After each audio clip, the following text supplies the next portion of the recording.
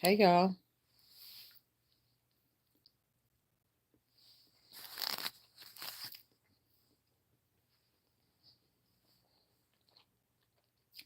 What's going on?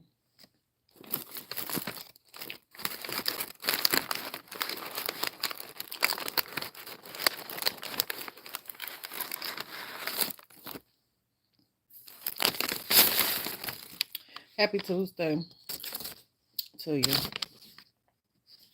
Hope y'all having a good day.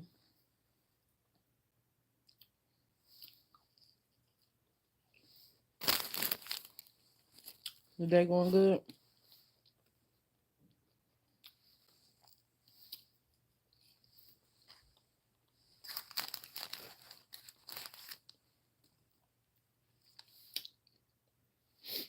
On lunch just popping in. Oh, okay.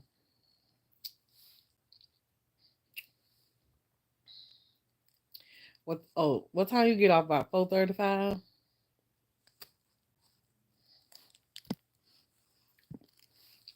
Hey Jennifer.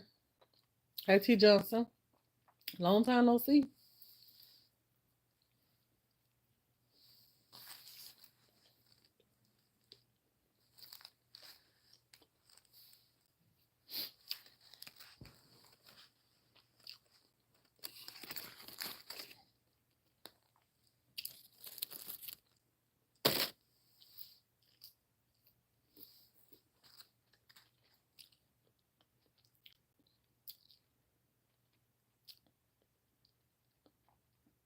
Welcome to the family, Sean. Happy to have you. Y'all welcome Sean to the family. You in bed too. I don't blame you.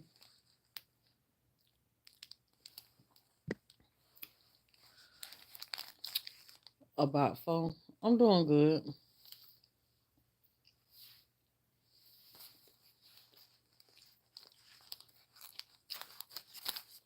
Y'all ring the doorbell for me. Hit the thumbs up like button.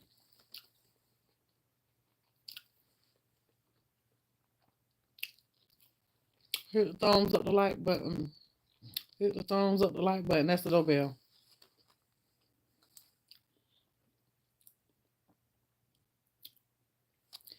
Thank you, T Johnson.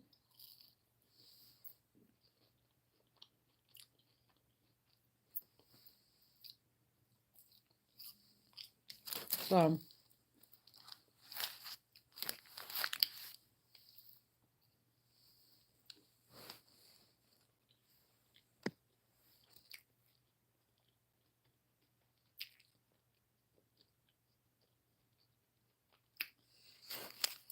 well, thank you. I'm doing good. I listened to your motivational speech about your grandmother and helping others, and that was very helpful to me because I've been in this situation similar like you, and sometimes you can't help. Yeah, I don't know. For some reason, yesterday my video wasn't even supposed to be about that, and it just dropped in my spirit like, go talk about this, and so I did. And the comments and stuff that I was getting, I knew that um it was meant for me to talk about it because people was talking about how their hood, how um their mothers, or they were talking about their husbands and stuff like that. Which I only had maybe like one negative comment, but that one don't matter. But um, you know, their husbands and stuff like that, um, how they been together for X amount of years, and it's hard losing them and stuff like that, So basically, with me coming on talking about that, yeah, I was an inspiration to them, or a reminder to them, to keep going. And that's all I wanted to be, because I just felt like, I really felt like it was meant for me to come and talk about that yesterday. I don't know why, but it just, I don't know. I don't know, but I'm gonna say it wasn't nobody but the Lord just wanted me to talk about it.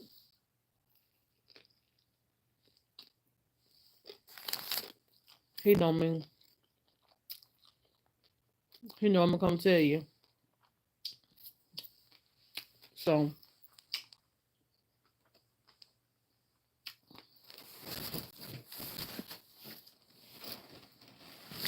I did,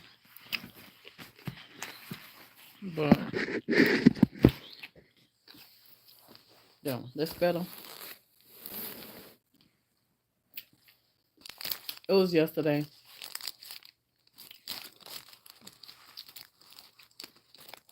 You are so anointed. I work in the healthcare field, taking care of seniors with dementia and memory care as well. I was listening to you yesterday, and that touched my heart. I go take care of my client. Hey, Alyssa. So yeah, um,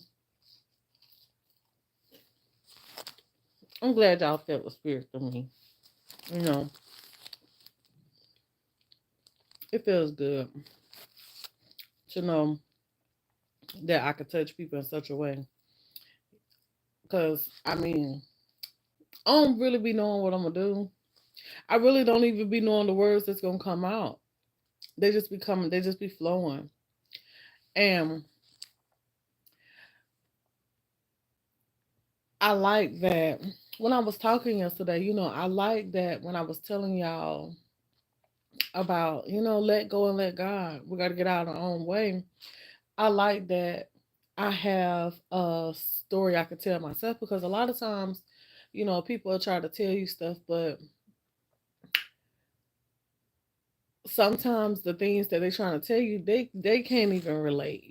They can't. So I was able to relate to what I was telling y'all, because I done been through this. I done been where I was trying to tell you. I done been there, and I know a lot of y'all done been there too. But it's some that don't understand. It's not easy, but I do extra for my babies. That's what I call them.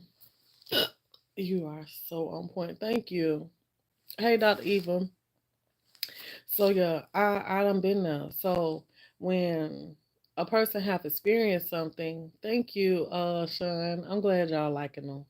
So when a person has experienced something, and then they come and tell you something that you know is good for you, or that'll help you pull through, you know, I think it's more motivate. It makes it more inspiring, or um give them a little bit more motivation. You know what I'm saying? Like, if she done been through this, I know I can come through this.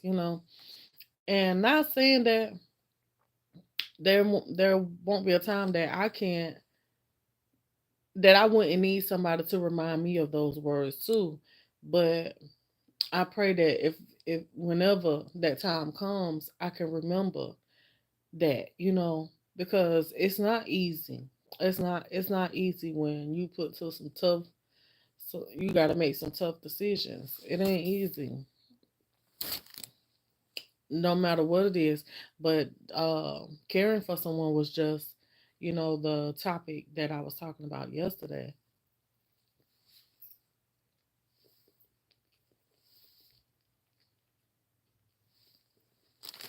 So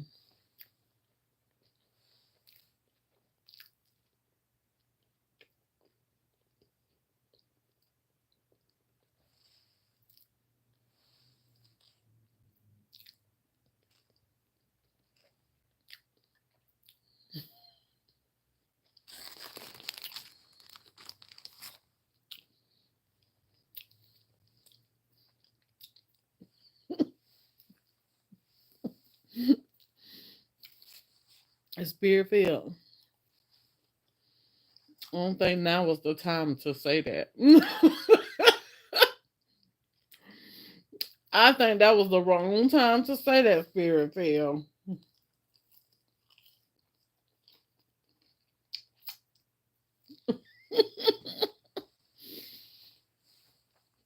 So y'all run the doorbell for me.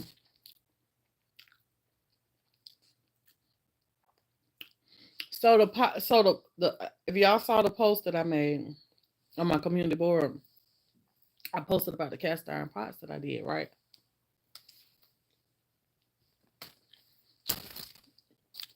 So I went and looked up more videos.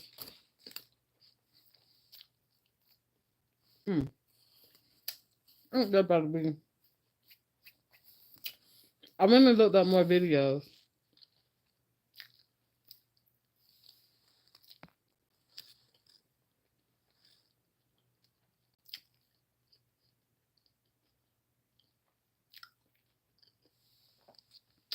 Girl, you know I'm scared of bugs.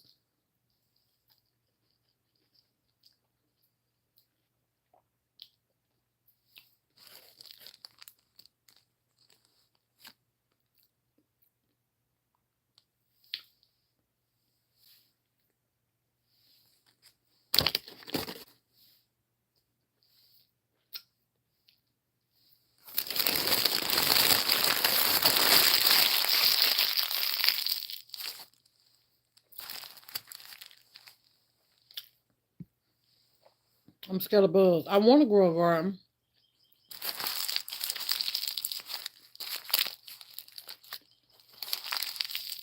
but I'm too scared.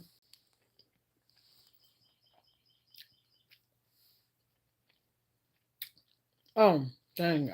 I got sidetracked that fast. So I made the post about me doing the garden and stuff like that. I mean, not doing the garden. I made the post about me doing the cast irons. And the cast irons, they turned out good, right?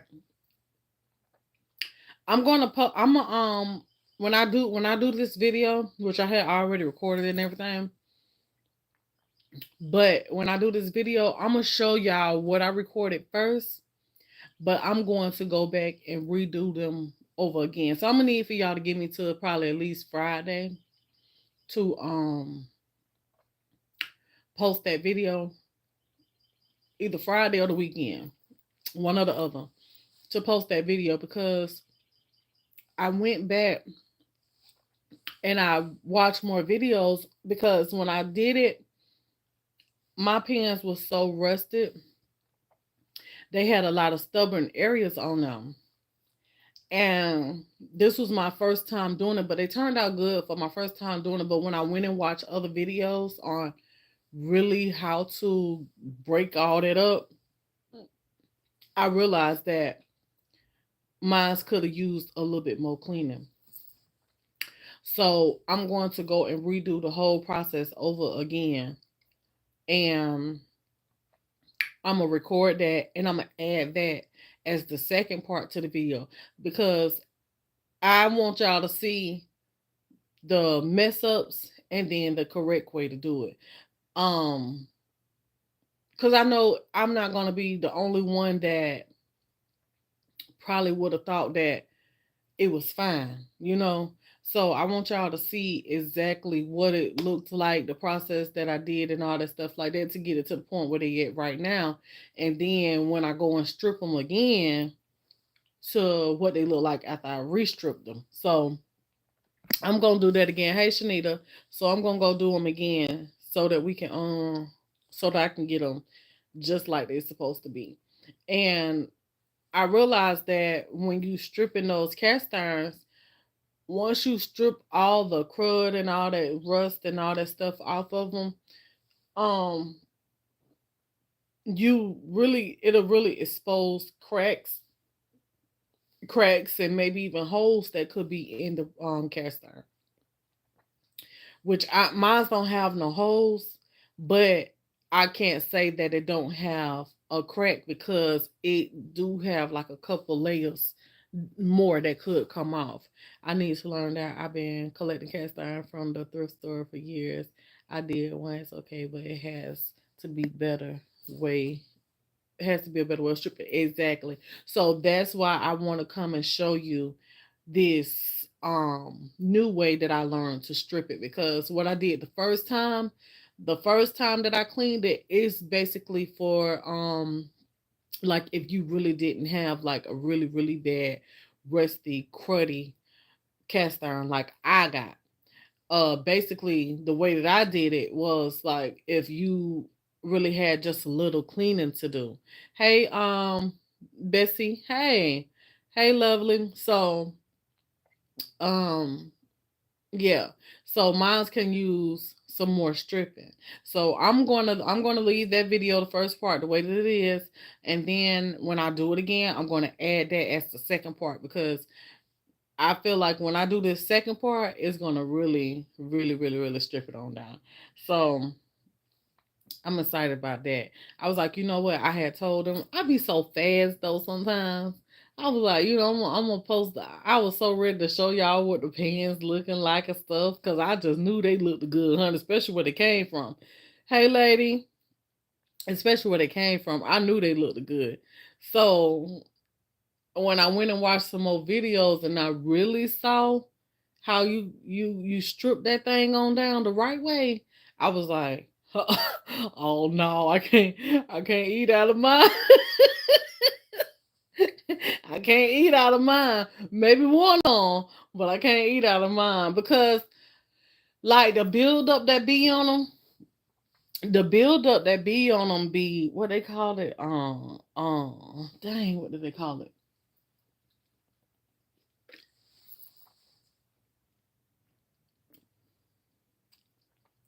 Was it calcium? Calcium, crud, rust, all that. And then they was even mentioning that's this you try to scrub it and scrub it and scrub it, and honey, way worse than rust, honey. They was like you trying to scrub and scrub and scrub.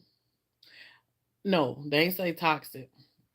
It was like you're trying to scrub and scrub and scrub, and you scrubbing these little tough spots and trying to get it off, and they was like you trying to scrub cement, like they was mentioning cement and stuff.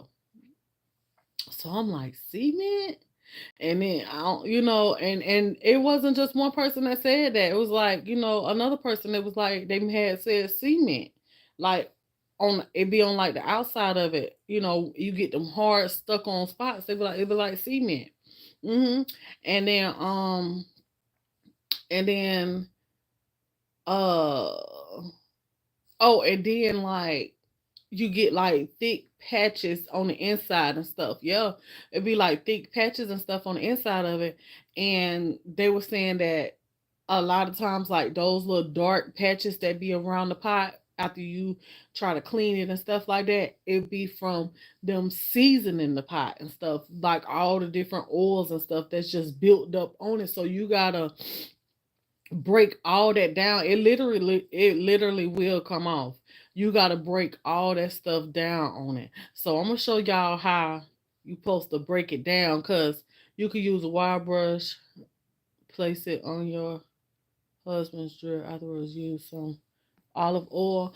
But these, girl, let me tell you, this right here need more than a wire brush and olive oil. I did that yesterday. You still wool and vinegar and let it sit and repeat it, and it work. It has to be a better way. Okay. So when you use the vinegar, it didn't do anything for you. I mean, it probably knocked a little bit off, right? Or did it knock all of it off? But I'm gonna show you. I'm gonna show y'all. I'm gonna show y'all the way. I'm gonna show y'all the way. I'm gonna show y'all the way. So I'm excited to do that because I want to see. I really want to see how these pens turn out. Yeah, I want to see. But once I cleaned mine up yesterday, I cleaned the bottom of them. I didn't have no ancient ones. Maybe one of them. Yeah, maybe one could have been something. Ain't no name on it though. I don't think. It just got a number. But the other two, not ancient, antique is what I'm trying to say. Hey Sabrina. Nah, I ate me a McDonald's sandwich.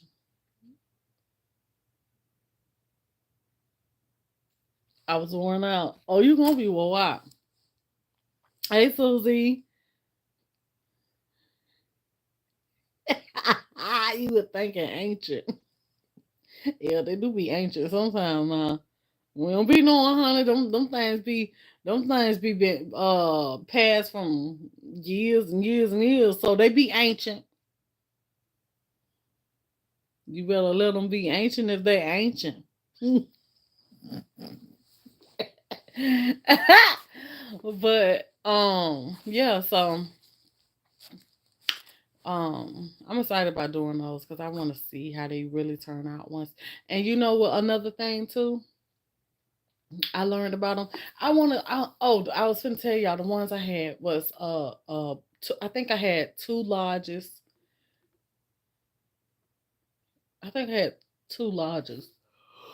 No, one lodge, one Ozark. One of them just had a number. Did I see the Wendy documentary? Mm-mm. I really don't look at stuff like that for real, y'all. Like every now and then, but I've been seeing it floating around. What's going on? I need to go watch the child. Cause I seen a thumbnail or something said that she was telling on. Was it Beyonce? Something it was.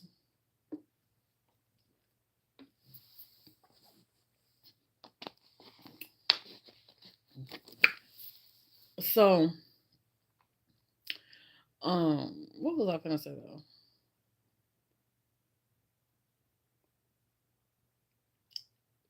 I forgot what I was gonna say.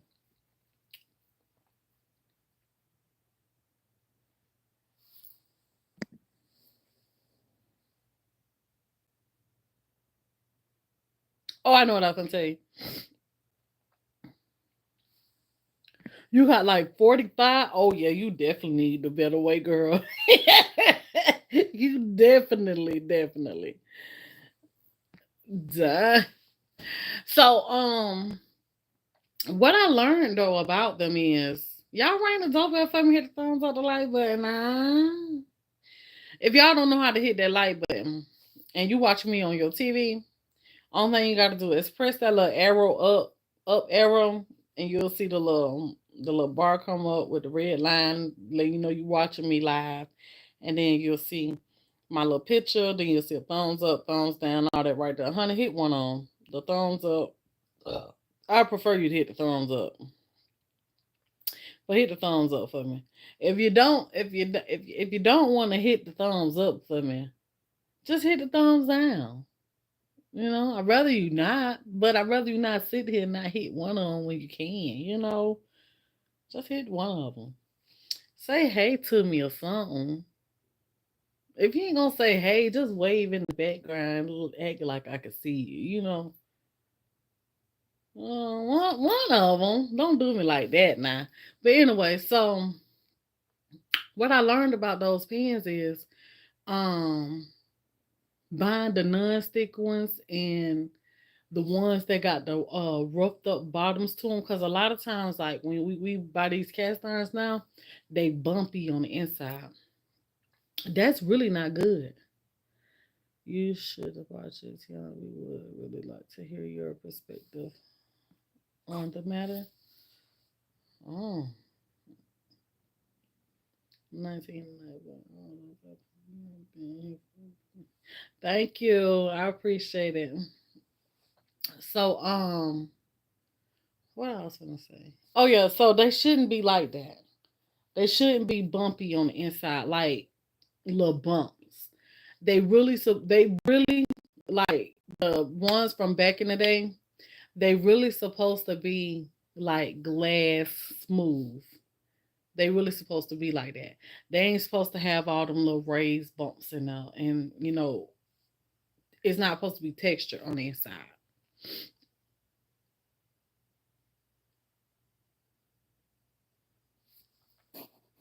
All right then, AJ. So they're not supposed to be textured on the inside. They're supposed to be glass slick. That texture is what caused everything to stick in the pan, even when they say non-stick. And I remember having a pan that's supposed to be a non-stick. You got a coating on the inside and all that. Uh uh. That everything I ever cooked in that pan always sticked.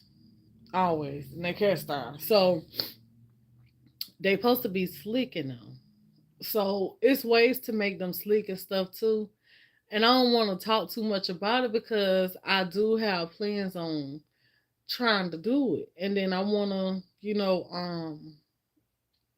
show y'all. But your spirit field, you need the way to do them right there because honey, you talking about 45 of them. So did you find just pins or did you find pots too? I was amazed at all the different kinds that they got. Like they got the waffle iron ones and they got the like the little muffin ones. They got the cornbread ones. I was amazed at all the different kinds that they got. I think I want me a collection of them now. Like when I start going thrift shopping, I'm gonna be looking too, and I'm gonna be trying to look for me some good ones as well. Like yeah, because one thing about it, if it ever comes down to it, and you need you a pot or something, these pots that we buy from Sam's Club and Walmart and HGTV and all them right there, honey, these pots ain't gonna hold up to a real fire. Let's just say if we gotta get out there on us a fire. You know what I'm saying? Throw your pot on your grill or build you a fire and put it on the fire. Or, put your pot on you some put it up, you know what I'm saying? Like do something where you gotta cook on open fire. These pots ain't gonna hold up. But as long as you got you some cast irons, them cast irons will hold up to that heat. And before you know it, with these regular pots, you'll burn a hole in them. But these cast irons, honey, they get hot, honey. I believe they'll get so hot till the whole pot will probably just turn red. I have all the ones my grandmother had. Oh, really? My grandmother never had. From what I know of, she ain't have none to pass down to me. She ain't never have none to pass to me. Um, None of my family really ain't had nothing to pass down. You know what I'm saying? I ain't never had nothing to pass down. So, you know what? If I don't become a mother, I want to be an auntie that'll have something to pass down. But you know what? Another thing too,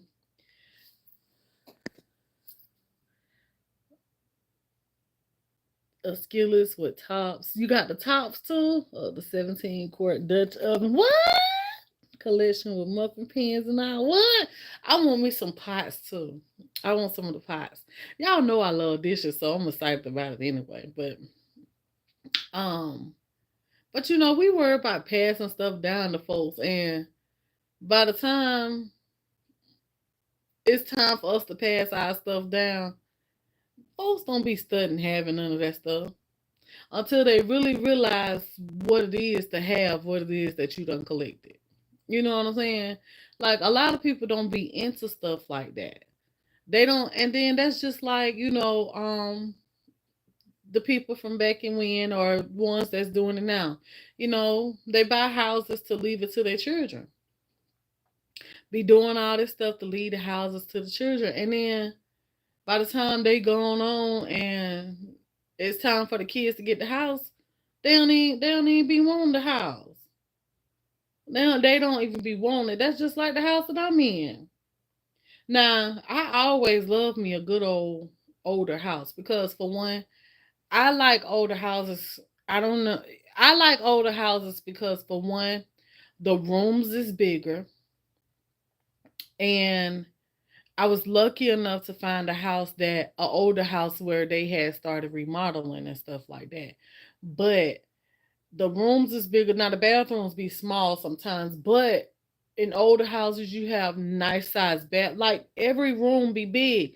A lot of times what you be missing out of the older houses is closet space. Like I guess they say, honey, you don't need the closets, you know, because they needed the room for their children or whatever other space that they had to have in their house, needed in their house or whatever. So but I love an older house. And another reason why I love older houses is because they don't been through all types of weather. You know what I'm saying? They don't stood the test of the storm. These houses that they build in 900, they throw them up they get started today and be done tomorrow. So, I love me a good old older house.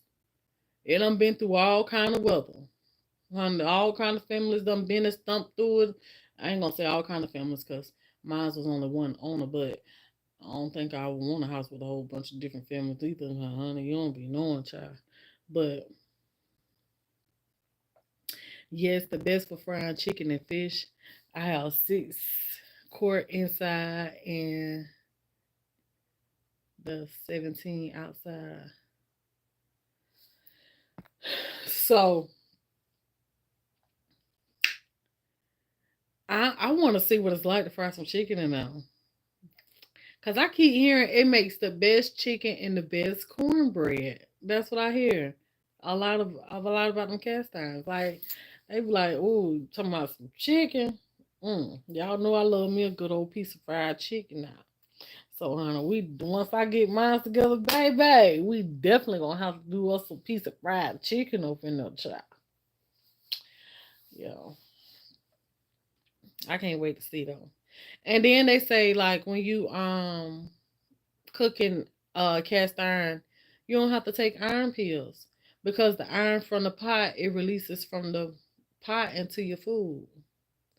Older homes have character. Tiana, if you could name your home, what would it be? Oh, mine's is Black Love. I had already named it Black Love. A steak child. Hey, you what you say? A steak be good too? Oh, I bet it will cook a good old steak because it get hot enough. But yeah, before I moved in here, I said the name of my house is called Black Love.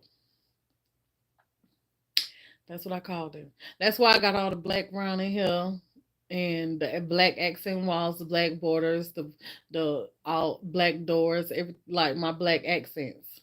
It's called Black Love.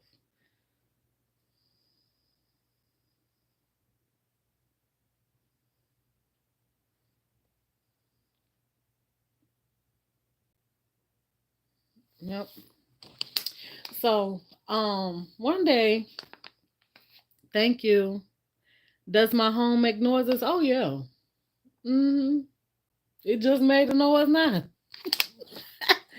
I don't know if the new homes don't make noises.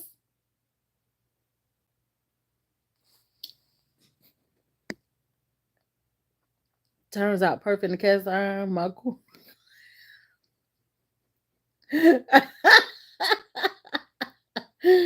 Uh,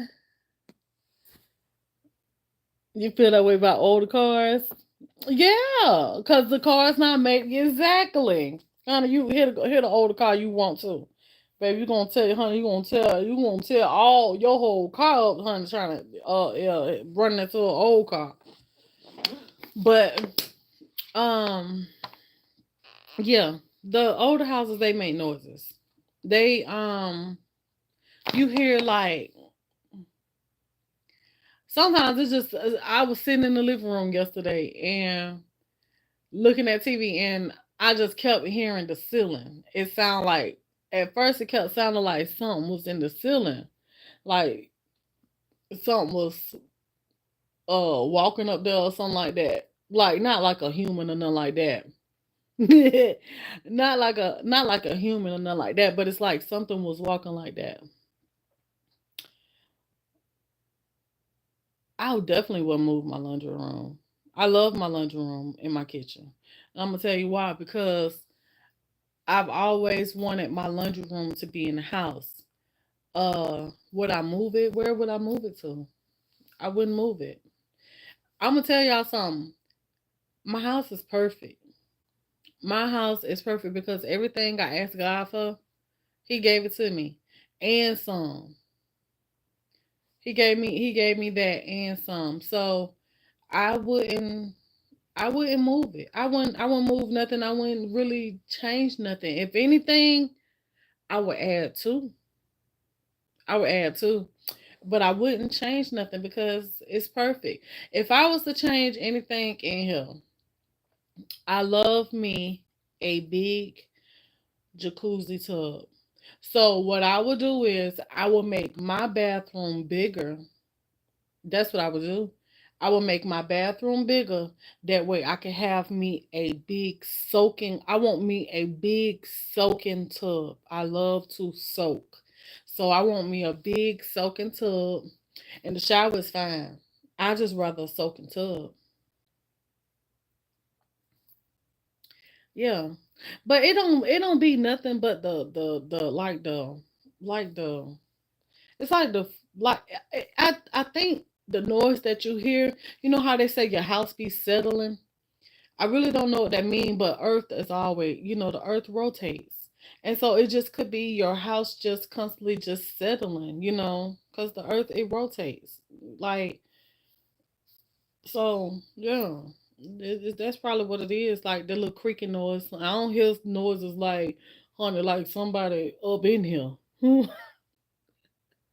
don't hear them kind of noises. It don't scare me or nothing. It ain't gonna scare you, the noises that you hear, like, but you constantly hear it. You constantly hear your walls cracking, your floors. You constantly hear that dunk, dunk, dunk, dunk, like mm. It be cracking. You hear it all day long. And honey, you get so used to it, you don't pay no attention until it's quiet. Till it's quiet. But you don't really pay no attention. But anywho, I'll make my bathroom bigger. I will expand my porch out a little bit more,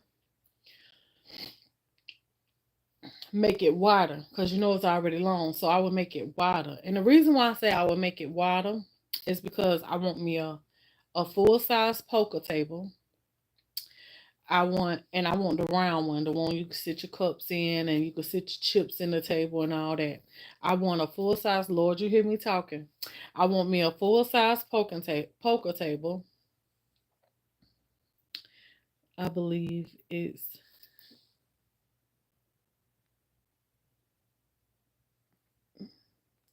no, my front room isn't a closed in porch.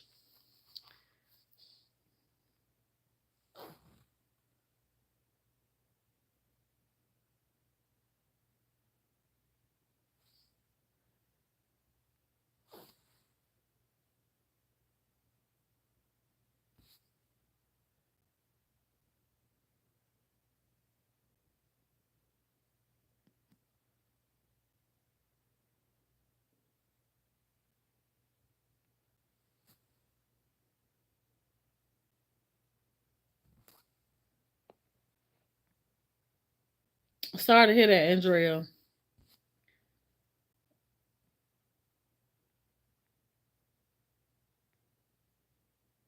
I'm so sorry to hear that, Andrea. But I pray that the Lord give you strength to I pray that the Lord continue to build you up strong in the areas that you need to be strong so that you can get back to yourself. But your daughter's always with you. She with you in your heart. And one thing that I learned um in the Bible, if I could tell you this to make you feel better, one thing that I learned in the Bible was leaving this world is not the end of you. Nobody. Because earth is a is just a temporary place. We was never meant to be here. So we all is here temporarily. But when we leave here, we are going to our forever home. And God say, do not fear death. Do not fear death because you're going to a better place if you lived your life right. You're going to a better place. You going where he wanted us to be from the beginning. So don't you'll see again. You'll see again, and just know that, God is gonna take care of her. God is taking care of her. She's in a better place than him. you know. And I'm not saying that I'm ready to go. I'm not saying that. But what I'm saying is, listening to that, it kind of make me not scared to leave here, because I'm trying my best to do right by God and try to get to know him better and better. And that way I can go and live on, for eternity. Um so yeah, I don't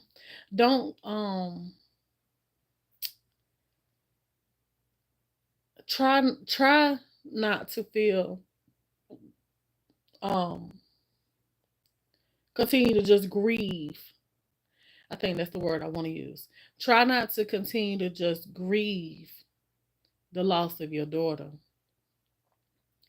because she's still gonna live.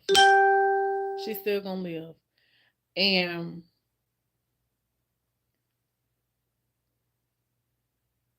she's in a better place. She's in a better place. As long as she believed in the Lord, and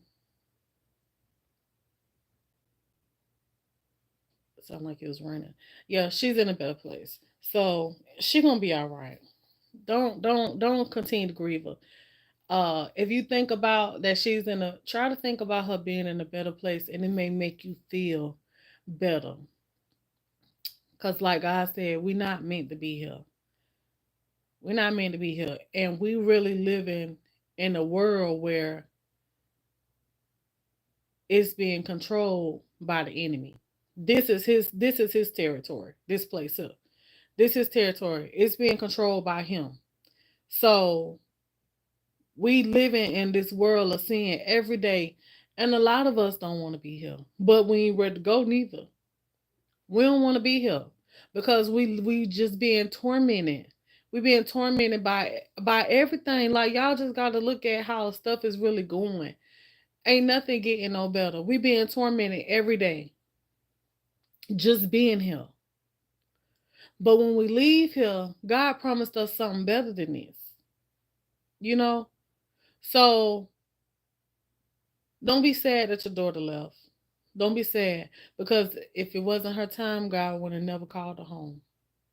So yeah, I hope I said something that'll help make you feel better and not worse, and not think like, how can you say that, or stuff like that. I don't want you to think that about me. I don't want you to think that. I'm really trying to give you something to really uplift you, um, and just be happy. Be happy. Don't. You ain't got to be sad.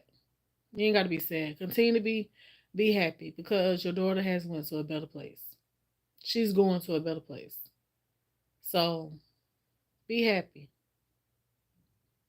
Just think about she ain't got to be here in misery no more.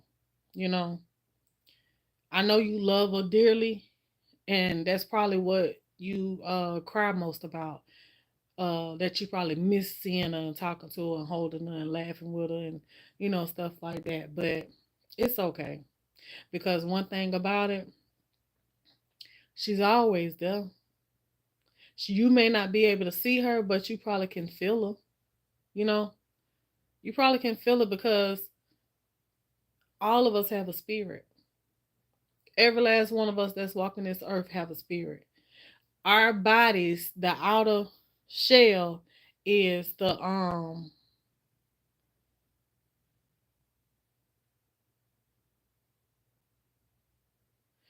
Oh man, sorry to hear that. So sorry to hear that.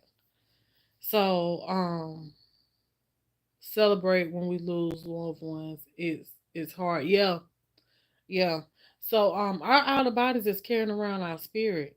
It ain't nothing but a shell. That's going back to the dust. But that spirit that live within us, that's what's gonna live on forever. I was reading in the I think I told y'all about this, but I was reading in the Bible, right? And I wanna tell y'all about this if I didn't tell y'all. But this story is so interesting to me, but it has something to do with what it don't really have nothing to do with what I'm talking about, but it do. A little piece of it because it talks about heaven and hell. Okay, so there was this man named Lazarus, not the Lazarus. I know there's another man in the Bible named Lazarus, but not that Lazarus, because it explained that part. Like, not that Lazarus. Whoever that Lazarus is, not that Lazarus. So there was a man in the Bible. There was this man named Lazarus. And Lazarus was a rich man.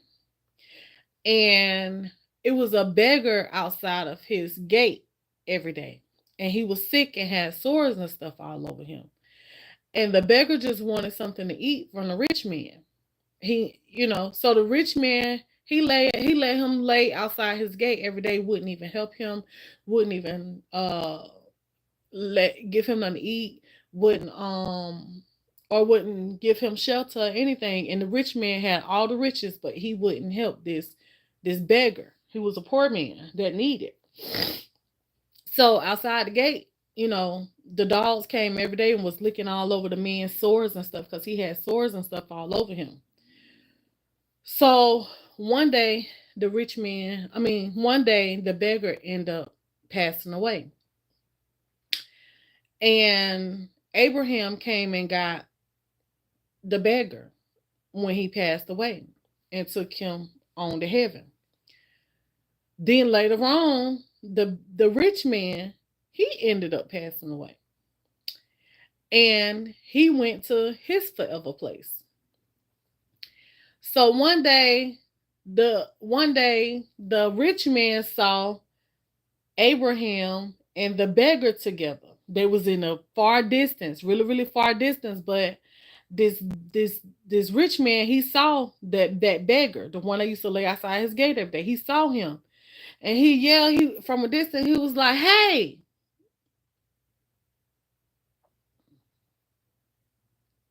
don't be telling it, Miss Spiritfield. Let me say it. Let me tell it, Miss.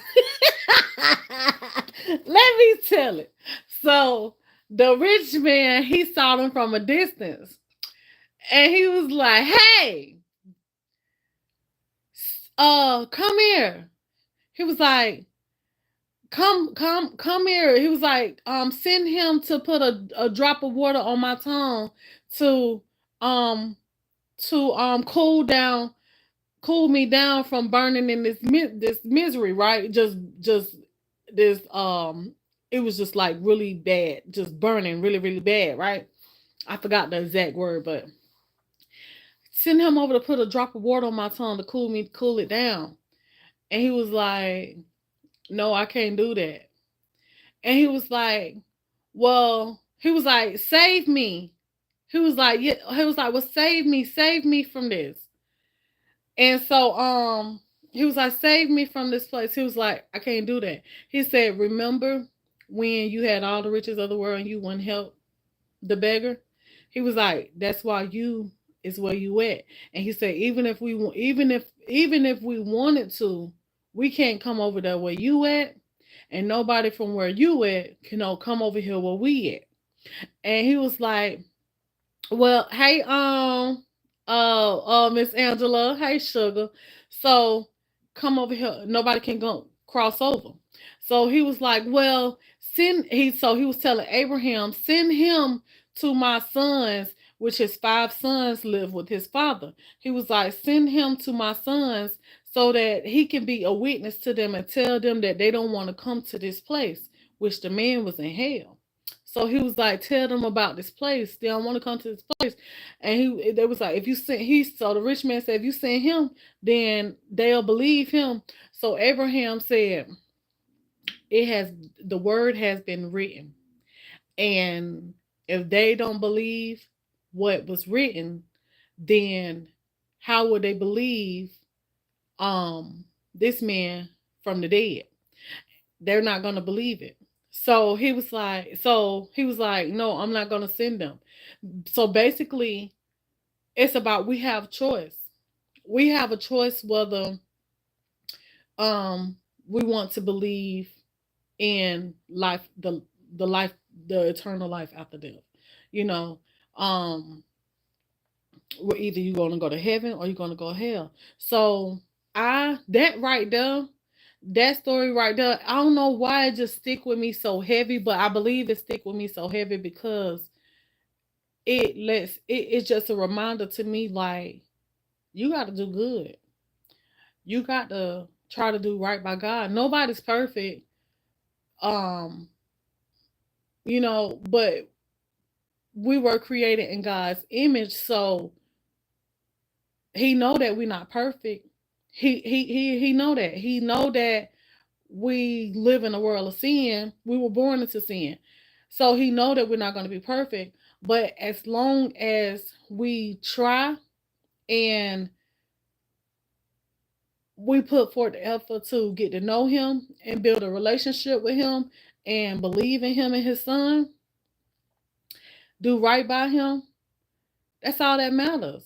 You know, nobody's gonna be perfect. A lot of people be like, "Oh, I'm gonna stop doing this tomorrow. I'm gonna stop doing that next week or next month or next year or today." Like, no, it does not matter where you at in your life. When you make up in your mind that you want to start making a change for the better, that's all you got to do is mean that that's what you want to do. We're gonna fall short. We're gonna mess up plenty times, but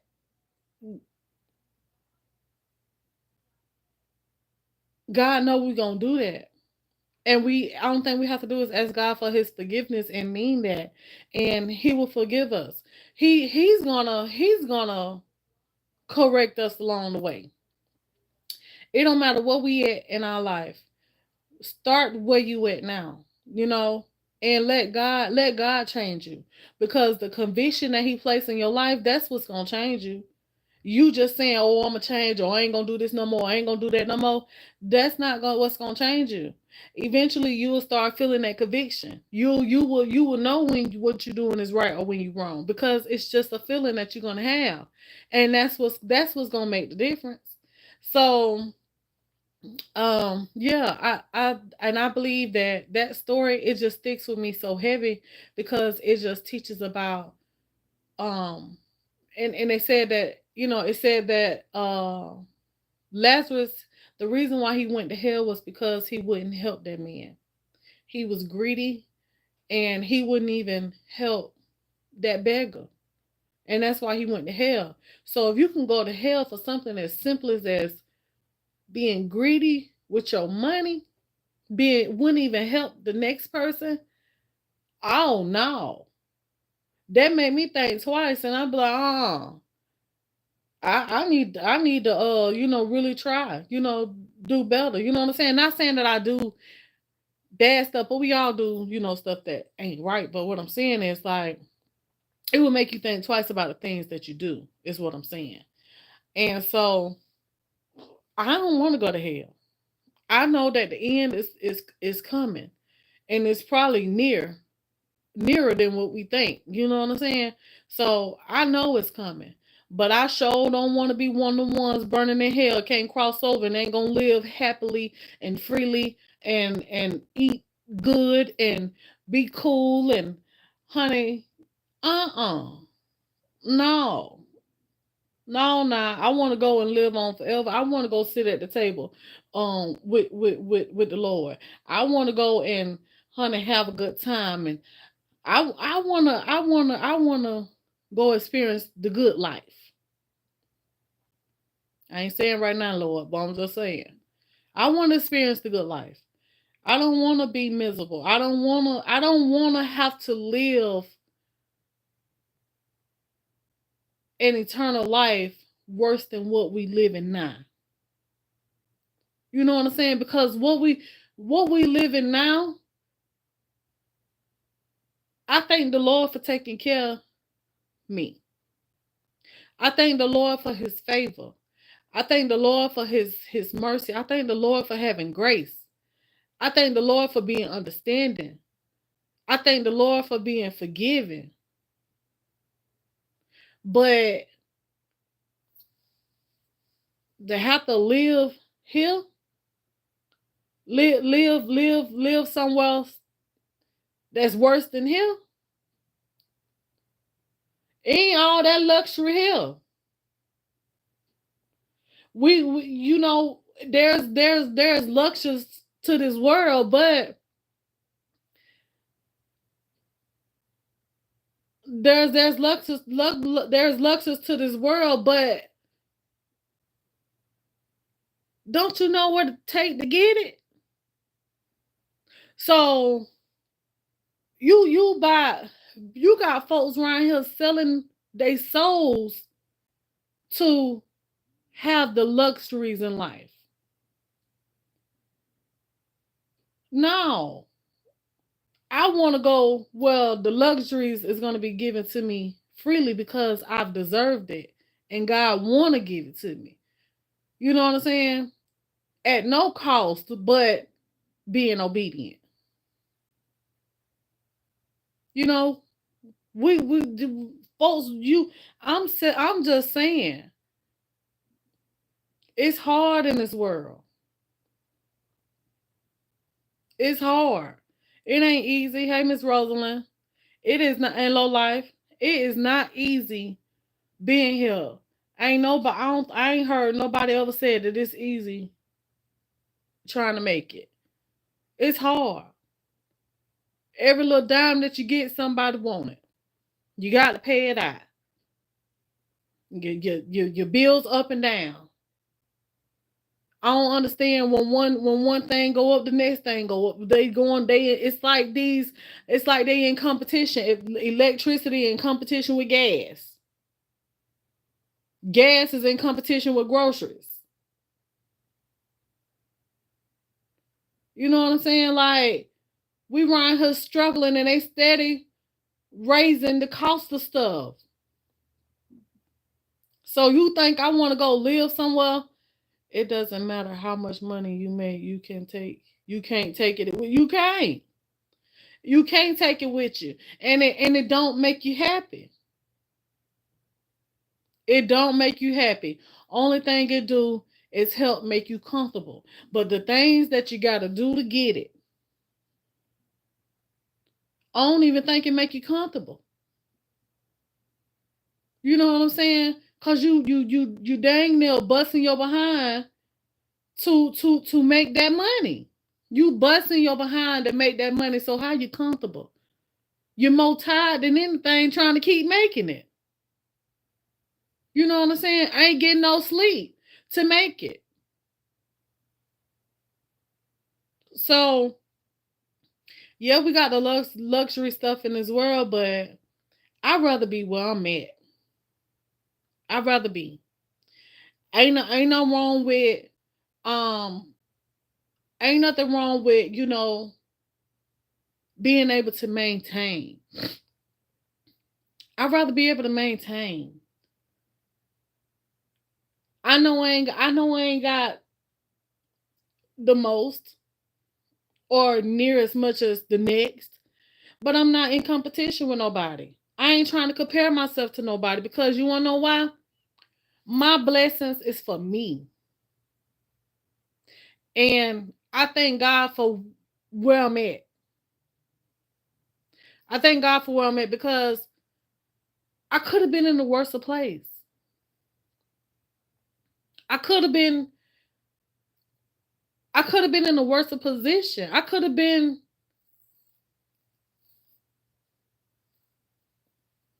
right here worried about trying to pay $2,000 rent.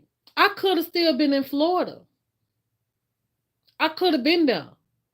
But God knew the path that He wanted for all of us. For me, I'm just saying for me. God knew the path that He knew what path He wanted me to be on. I just sit back and I just think about it sometimes, and I be like, you know what, God's so funny, and what a coincidence. You know what I'm saying? What a coincidence. What a coincidence that my mom and my daddy had to break up. Not. You know that part right there. It did need to happen. You know what I'm saying? And God knew that needed to happen, but God had us on a path, on a path to get us where He need us to be today. He on a path He needed me to be. You know what I'm saying? Yeah, we a family, but He deal with us in as families and as individuals as well. And so he had a path for me. He needed me in a certain place. And I think about that and I'm like,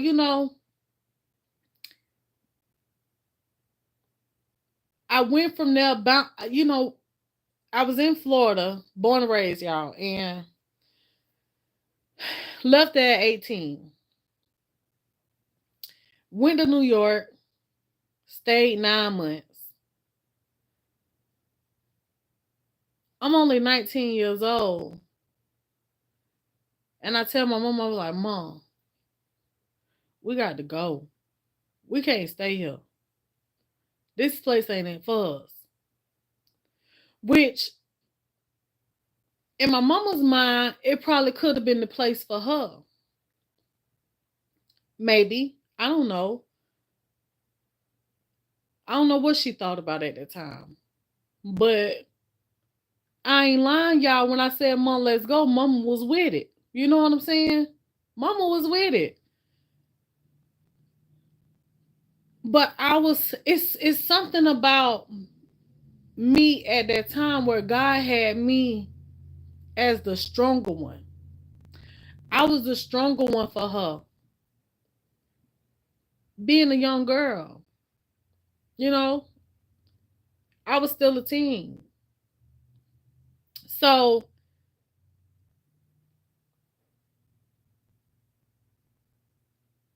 a lot of the decisions was made off of me, but my mama had the money. You know what I'm saying? She the one had the money. And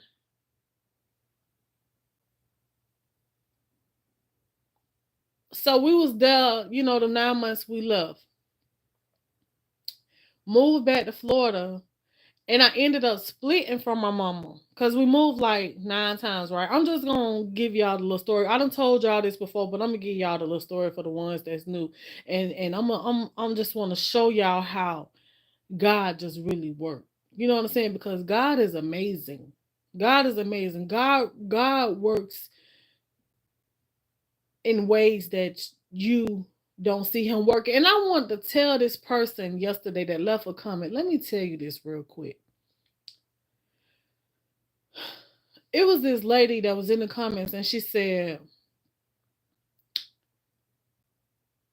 she had this and she had that. And I think she said she lost her husband, if I'm not mistaken. And she just breaking from, and she said they had a lot of houses that they had bought and stuff. And she just breaking from losing everything. But I really want to tell you that you may be feeling like you losing stuff, but you may not be losing nothing at all. You may not be losing nothing at all because God knows us and God knows what he wants for us.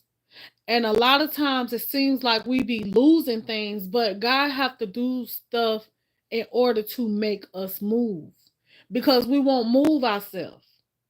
Some of us, we just want to sit still and stay stuck and comfortable because we be scared. We be scared to put that foot. We be scared to step out on faith. We be scared to let go of things. These things here on earth is not for us to have forever. So, was that you, Miss Mary? So I wanted to tell you, like, don't feel like that you losing everything. You may not be losing it. God may be getting rid of these things out your life because He's trying to move you to another place. He's trying to set you up for something else.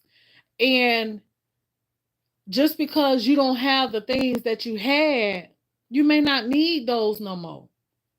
God trying to set you up where you is going to be comfortable. Where you're going to be comfortable, where you don't have to worry about all those things that you had. Because those things that you had may have been too much stress on you or something. You know what I'm saying? We ain't gonna complain to family a lot of times, but God knows how we feel, and God knows what we need and don't need. And when He want to move us to something better that He has set up for us, He have to take things away from us sometimes. And we feel like, why you do this or why you do that? I'm scared. I don't know where I'm finna end up at. I don't know if I'm gonna be homeless. I don't know if I'm gonna be, I just don't know what's gonna happen to me. But then once you really make it through, you say you tired of them storms. You going through a storm for a reason. God allow us to go through storms to take us somewhere. But only thing you have to do is have faith when you was going through those storms.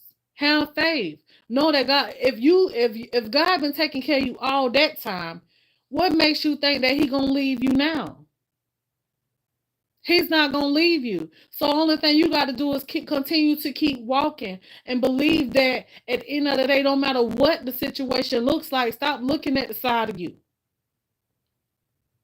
Stop looking at everything that's crumbling down around you, because all that's crumbling down around you is not meant for you. It's not meant for you. God trying to take you somewhere. So stop paying attention to all that stuff around you, because that's nothing but a distraction. Don't let that be a distraction to you. You got to keep walking.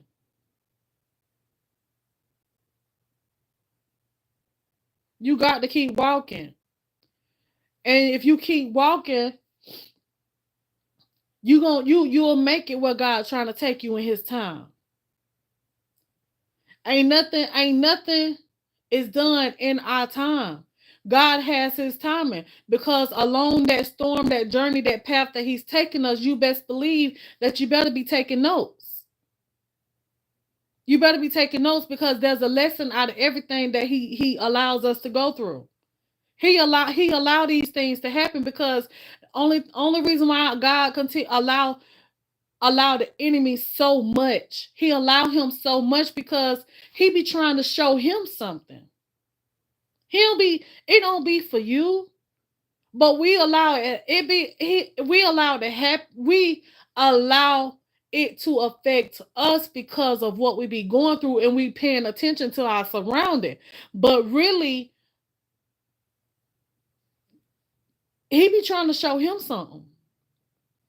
He be trying to show that enemy something. He allowed him to do certain things because we ain't heard it, but we see it. We ain't heard it, but He telling him, I'm gonna let you have your way.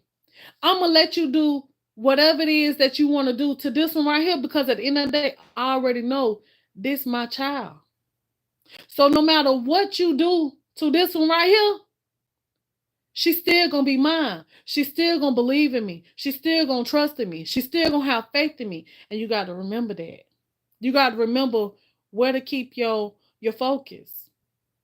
Keep your focus on God, because He letting him have that time. It only gonna last so long. It's only gonna last so long. Exactly, Miss Rosalind. It's only gonna last so long, but it's hard for us to keep our focus sometimes. But I'm gonna tell you this other thing. The pastor told me, and that really stick with me too. And I just thank God for him saying that to me, because it's a reminder to me whenever I go through some things. Whatever you go through it with a smile on your face. Go through it with a smile on your face. When he said that to me, later on I thought about it. And I thought about that time when we was trying to get us a house and stuff like that. And I said to myself, this time I can't cry because I'm showing signs of weakness. And that shows the enemy where to play. I can't cry this time. And I didn't. So whatever you're going through, go through with a smile. And you want to know why you should go through with a smile? Because you should be believing that everything is going to be okay and that the storm is going to end. Don't be embarrassed. Don't be embarrassed. Ain't nothing to be embarrassed of. Ain't nothing to be embarrassed of. God don't want you to be embarrassed. It don't matter what age you is, you still his child. He got to teach you. He got to teach you. So ain't no need to being embarrassed. And why be embarrassed? Let me tell you something. One thing about being embarrassed, it make you hide what you have been through. And then it makes you not want to tell your story when God bring you through to be a testimony to the next person. So don't be embarrassed, because God wants you to be a testimony. He wants you to tell your story. He wants you to stand up and be an inspiration to somebody else. There's somebody out there that need to hear your story so that you can help pull them through too. So don't be embarrassed. Ain't nothing to be embarrassed about.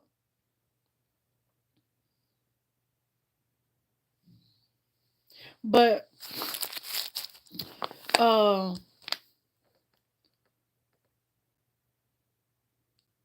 where I was going. I was going somewhere. But keep walking. Keep walking through that storm. I'm telling you, it gets hard. I remember back before I even started reading the Bible, I used to tell y'all, I was like, you know what?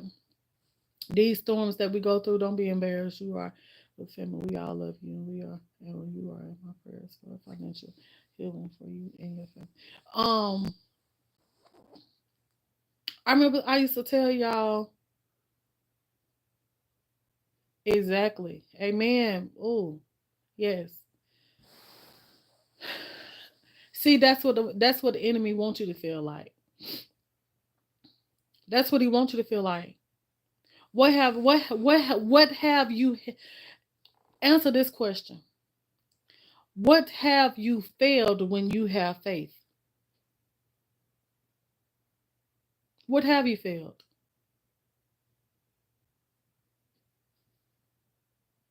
What have you failed when you have faith? You only fail when you don't have faith. When God washes his hands with us and turn us loose because we're hard headed, we don't want to believe in him. We don't want to. We don't want to serve him. That's when he washes hands. That's when things start failing. That's when things starts failing, because he said, you know what? I'm gonna let you go. I'm gonna let you go through this long enough until you decide on your own where you getting your help from. Because as long as you got the Lord on your side, can't nothing come up against you. Nothing. It don't matter what it is. Can't. When I tell you nothing, nothing. No matter what the situation look like. Can't nothing touch you, because at the end of the day, God got his hands on you. God made a promise. God made a promise to us. And as long as we believe, God will never let nothing of the world come up against us. Nothing. We may feel like that we can't take no more, whatever it is that we're going through. We can't take no more. Hey, Miss Regina, we can't take no more of what we're going through. But just think about the real blows that's really being thrown. You ain't got to be in Miami just to be judged, Miss Mary. I live right here in Alabama. I'm from Cocoa, Florida. I'm from Cocoa, Florida. I was sitting on here the other day on live telling y'all about how I'm this type of learner. You know what I'm saying? I didn't have to come and tell y'all that. I didn't have to come and tell what type of learner that I am. I'm here in front of thousands of people being judged. You know what I'm saying? But I know that I'm not the only one. And sometimes it takes for somebody else to be the mouthpiece for the next one. Just like those trolls that be going around and stuff like that, them negative petties and betties. Okay, it takes a team for them, to gang up on one person. Okay, for the good people, it takes for somebody to come and be a mouthpiece for them to be able to say, hey, that's me too. How many of y'all would have said that was me if I wouldn't have never told y'all that was me? You know what I'm saying? A lot of people they want to be so quick to to try to judge the next person, but nobody can judge nobody because ain't nobody no better than the next. So I don't care how good you doing for yourself, how well, how many degrees you got. I don't care. I don't care what it is that you got going on for yourself. Trust and believe that somebody don't feel good about themselves. That same person that you think doing good. That same person that you think is the smartest. That same person that's riding around in cars that you wanted. That same person that's living in these mansions. A lot of people, they love to try to chase and want to look like the next person. Why? Why? You got ones that's doing it, but then you got the pretenders. Why pretend? Why pretend? People love to sit back and try to watch your pockets. Why? Why watch another person's pockets? Why? Because everything that that person has worked hard for, just because the money look a certain type of way, it is true when they say the more money you make, the more bills that you create. That money that that person is making, you best believe that you being in the middle class or the lower class probably living better than them because everything they have to be maintained. It have to be maintained. So they have to continue to make that money to be able to maintain. They have to continue to make that money to be able to live in the mansions. And even if the mansion is paid for, even if they have to be able to keep making that money to pay them light bills. You think them light bills gonna be cheap? Them taxes only gonna be cheap? So ain't no need of sitting back trying to watch the next man's pocket because ain't no better than the next one. You could have a rich man living just like the poor man. They just have a lot of things. That's it.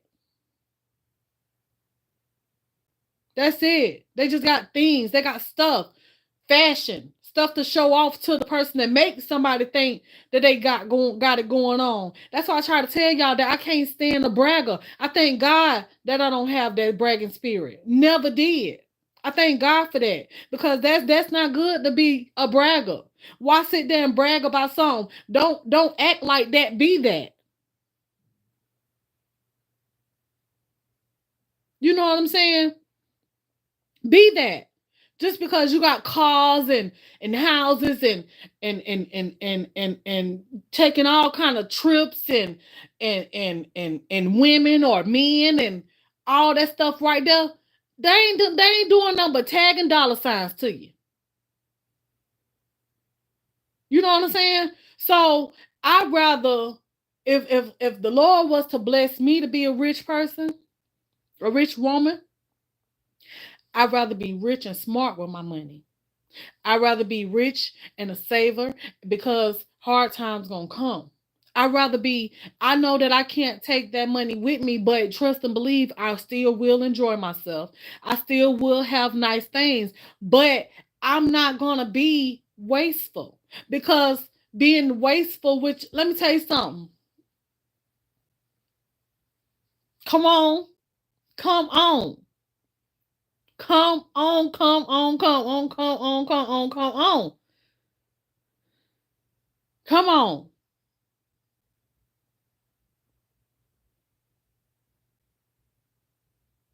God said if you be wasteful with anything that he give you here on earth, how can he trust you with that in heaven? How can he trust you? He got to be able to trust you with the blessings, the things, the money, and all that stuff that he give you here on earth. You got to be thankful and grateful for the things that he give you, because if you're not responsible with what God give you here on earth, you ain't gonna be responsible with nothing, with no job, no duty, no money, no riches, no the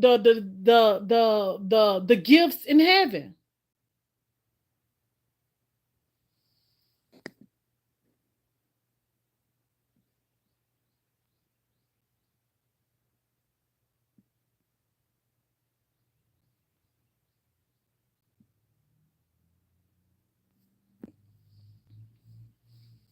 You know what I'm saying?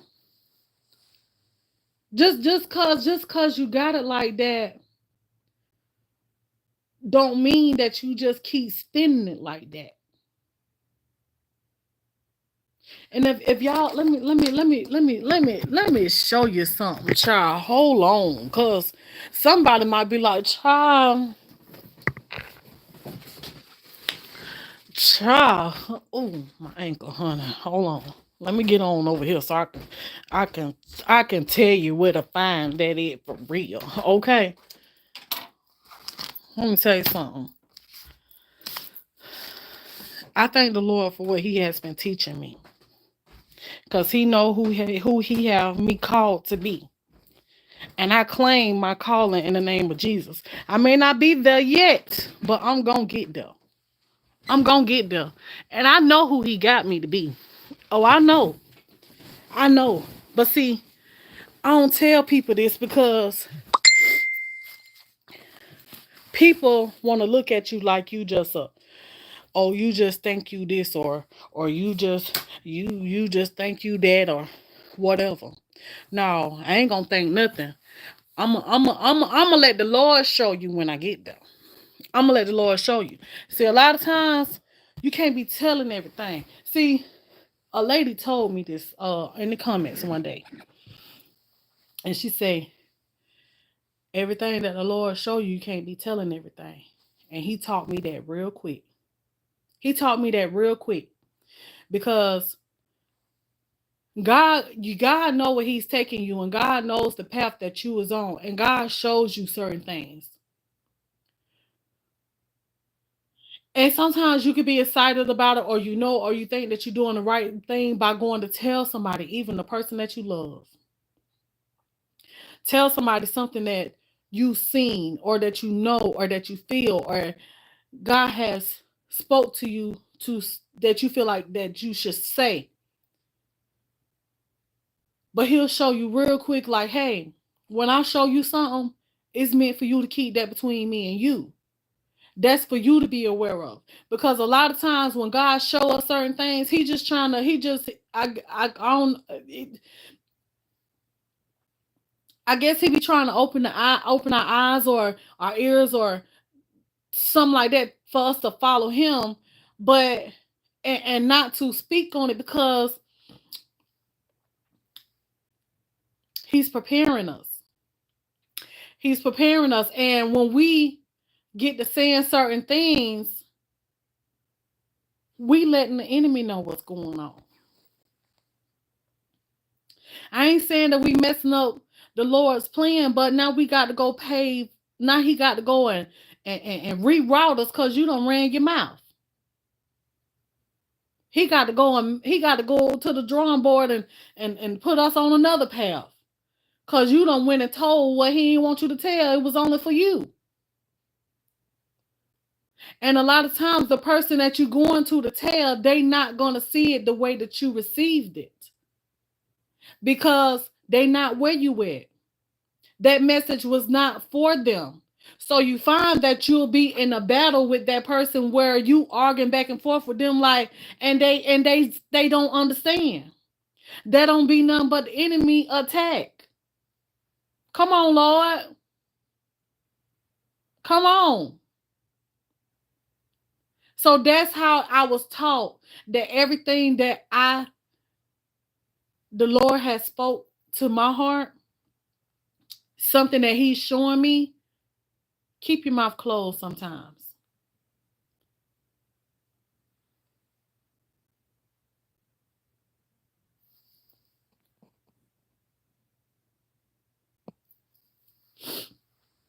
Hey, Bridget, keep your mouth closed sometimes because you can't be sharing everything. You can't share everything. Let me tell you something. And when this happened, right? I'm just gonna tell y'all, it was with my husband, and the first thing that came to my mind was unequally yoked. And honestly and truly, I really don't know the real true meaning of unequally yoked right now. But I feel like that right there that I experienced that day was called unequally yoked. I have to continue to just do what I'm doing because me and my husband is not going to move at the same pace. I don't care who you are. A lot of people say, oh, don't go ahead of your husband and be doing this, or go ahead of your husband and be doing that. Who finna continue to be left behind? Who finna be left behind? I'm not finna be left behind for no husband. I'm not. I'm gonna go get my word. I'm gonna go get my word, and the Lord gonna teach me to continue to pray for my husband, and I could be a living witness to my husband. It's what God is doing for us, because I'm telling y'all, everything that happens for us, y'all can ask the same. Oh, don't serve the okay. That's what came to my mind is spirit filled. And I'm not saying that we don't serve the same God, but I'm trying to serve the higher God more. Jesus, God, I'm trying to serve them more. And my husband, he's not where I'm at. So I feel like that's why that came to me unequally yoked, because my husband, he's not where I'm at. My husband, he don't I'm not saying that I read the Bible every day. I got to get back to it a little bit better than what I was. I know I do. But my husband, he's not being, let me take that back. I'm not even finna say what I'm finna say, because I'm not going to say that he's not. I'm not even going to say that he's not, because I'm not even going to tongue got power, and I'm not even going to speak that. I'm not going to speak that. But I'm just going to say I've been applying myself a little more. I've been applying myself a little more, and I'm noticing the difference. I'm noticing the difference when, and the Lord just taught me to keep my mouth shut when He showed me stuff, and keep praying for my husband too. My husband, my husband told me the other day, y'all, and it just made me feel, no, I ain't gonna say that either. I ain't gonna say that either. I feel like the Lord just dropped my spirit, girl. Didn't one you just saying stop talking so much? Okay, all right, I'm a hush. I ain't gonna say that part either. But yeah, so um, yeah, it's a real thing. It's a real thing. It's a real thing. Your husband is covered by your faith and relationship with God. You are one. God, thank you. And you know what, Miss Spiritfield? Hey, uh, dear heart, welcome to the family, y'all. Welcome, dear heart, to the family. But that's what I was finna say. Nothing that we get, I ever. If y'all noticed in my video yesterday, and me and my husband was talking. He was like, "Yeah." He said, "You think I was gonna let you not do nothing?" And I know you, cause he done got the way he messed with me, cause he know I spoke it and said that my off days is on Monday, and so now he be trying to find something for me to do. Um, but I told him, I said, "You should be glad for me." I said, "You should be happy for me because you allowed this." And then I changed it. And I said, "No, God allowed this first. And then, but you allowed this. You know? So I thank God first for everything. Because if it wasn't approved by God, we wouldn't have it.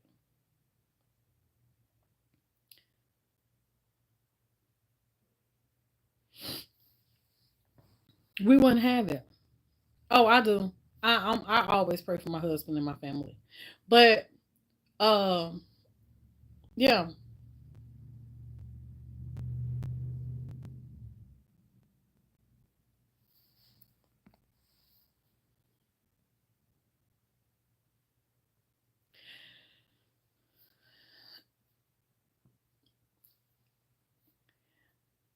nobody perfect. Nobody's perfect. I ain't gonna. Did you receive my? I did. I got it late last night, Miss Angela, and I'm gonna respond back to you though, cause I had wanted to tell you something, but I don't want to tell you on the live. But I want to tell you something.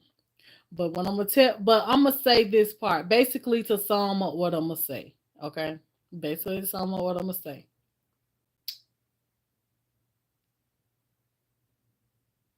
Hold on, let me think of the word. Let me think of the word. Don't feel entitled. That's what I want to say. Don't feel entitled. And you know what I'm talking about. Don't feel entitled. It's okay. So that's what I was gonna tell you. That's what I was gonna tell you. But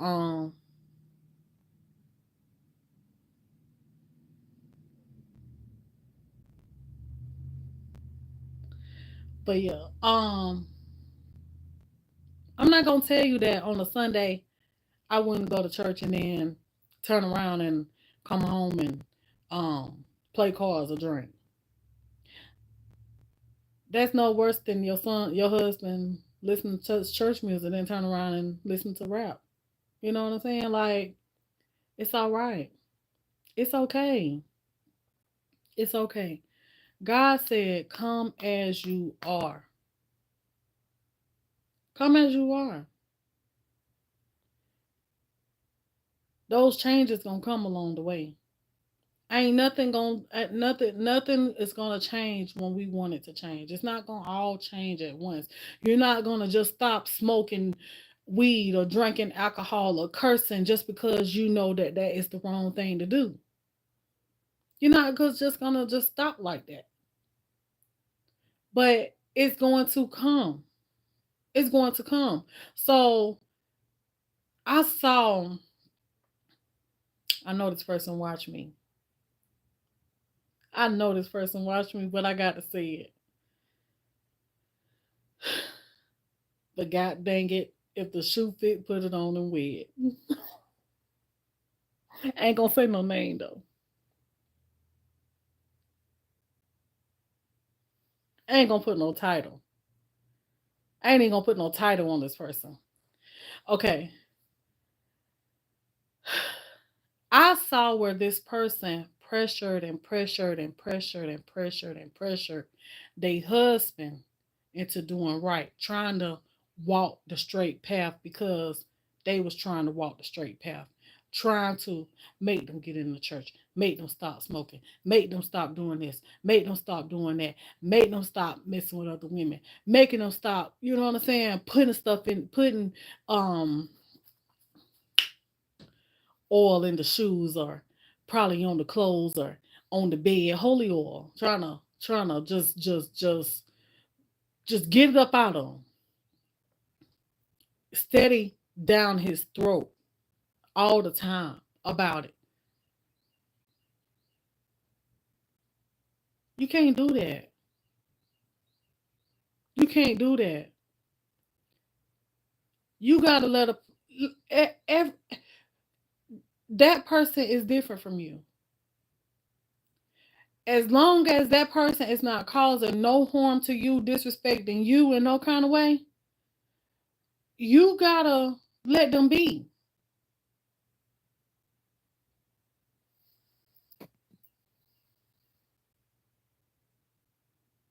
You gotta let them be.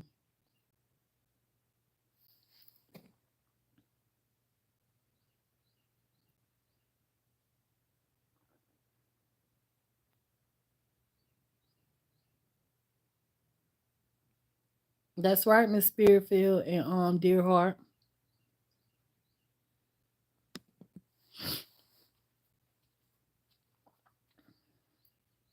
That's true, Noveline.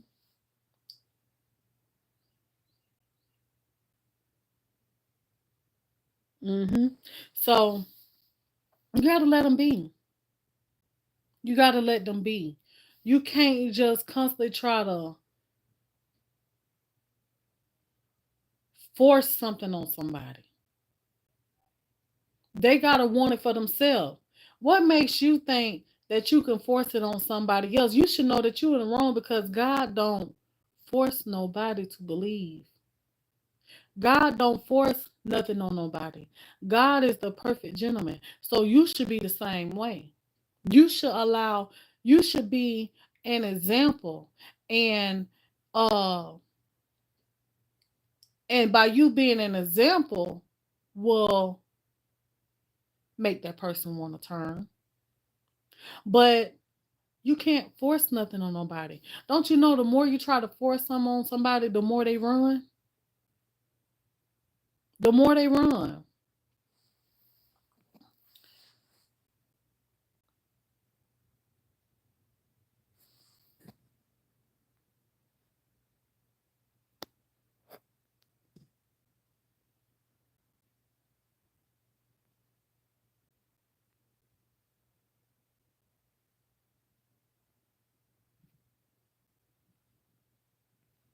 Oh, I got to read that right there, Shauna, because you know what?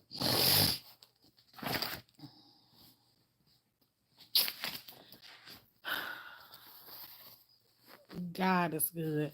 I'ma just say it because I ain't even got no pen. Let me see. First Peter chapter 3, verse 1 through 7. It will address how we as women should behave. We are husbands lack.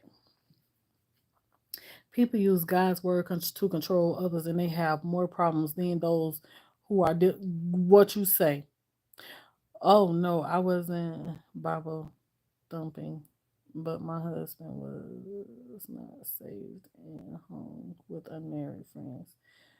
I always wanted him in the club. My husband cheated, and it was bad times. I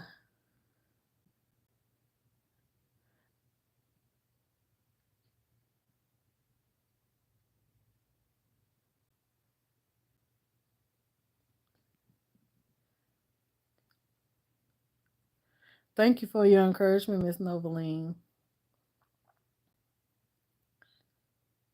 That's right, Lisa. Hey, Bella.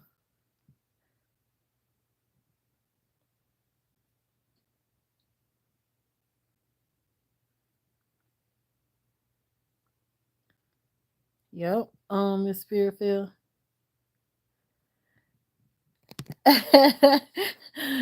Look, y'all can hit the cash up if it cash up if you want to. Now I ain't taking no donations, but I am clocked in. I am clocked in. But yeah, dollar sign ROC the letter NTT. I ain't trying to do it like that, but if y'all want to be a blessing to me, hey, be a blessing.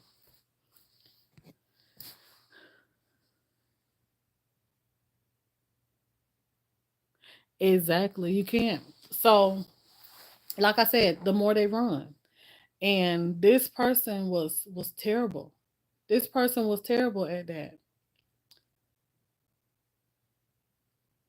So at the same time, I'm gonna just leave that alone because it ain't for me to speak on nobody and none of that there. So I'm gonna just leave that alone. I'm gonna leave that there alone. But yeah, so I thank God for His lessons though because it's just I like learning it because when you learn more, you learn to do better. The more you learn, the more you learn to do better.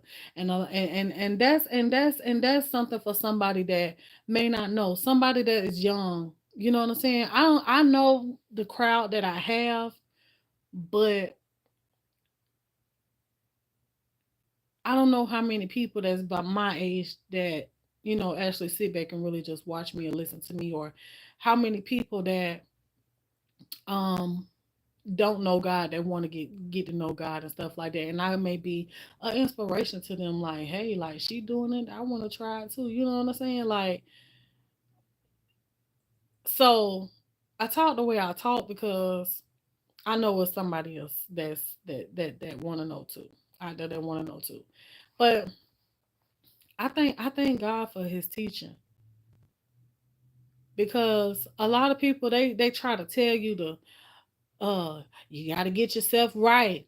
The time is coming to the end. And I was just talking the other day, and I just said that y'all said some people tell me something. Tiana, you'll be a good teacher. You know what? This is probably the teacher that I'm going to be a good teacher in. I may not be able to teach no education, no, none of that educational textbook type of stuff. Thank you, Miss Angela. Textbook type of stuff. What you do? Okay, yeah, you deleted them. All right. I may not be able to teach that. But I may be this kind of teacher of God's word. That might be the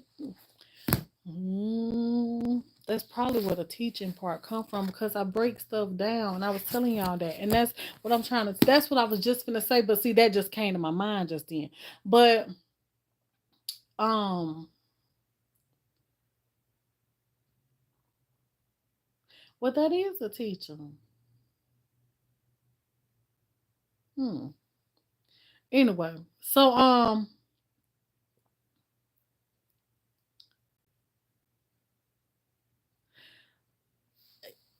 yeah, and you know what? I ain't two things I want to say. I got. My mind be so off track, honey. Once I get on one, honey, no telling how long I'll be on it. I've just be having so much I really want to talk about Miss Spearfield. I gotta come back and answer your question. Remind me to come back and say something about what you said. But what was I gonna say just then? So, anywho, people don't tell you that it's more than just the time is coming. You got to get yourself right. You gotta be ready. It's more than that. They don't really tell you the recipe. People love to try to tell you. I ain't finna be here too much more longer, y'all. I'm about to end it in 15 minutes, 15 more minutes. But I can. You know what? You can't be rushing God. You can't rush God. Anyhow, I ain't gonna rush you, Lord. All right. So, um, um, they don't give you the recipe. People don't try to tell you, hey, go and read this or go. Thank y'all for doing it. Thank y'all for telling me go and read this or go and read that. This where you can find this at. You know what I'm saying? You need to see that's the recipe to being ready.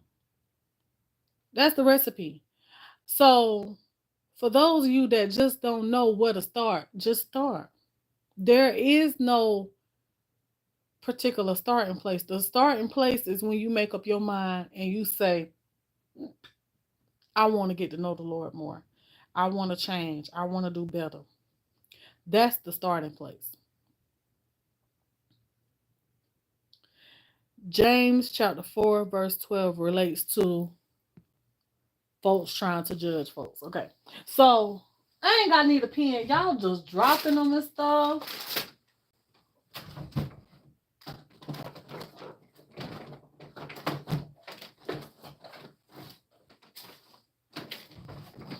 Let me get a pen. Hold on. I'm gonna forget. Hold on. Let me finish saying what I'm saying real quick. Y'all gonna make me forget. Okay.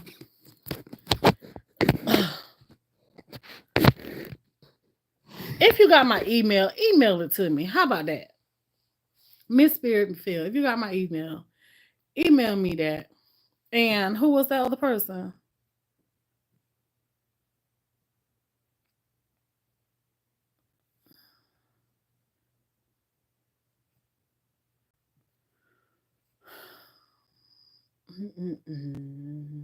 Oh, Shauna Love. Email me them. Email me that. Tiana, TIANA _ I can only be me at hotmail.com. New subscribers been watching your videos. Will be a long while till I've watched them all.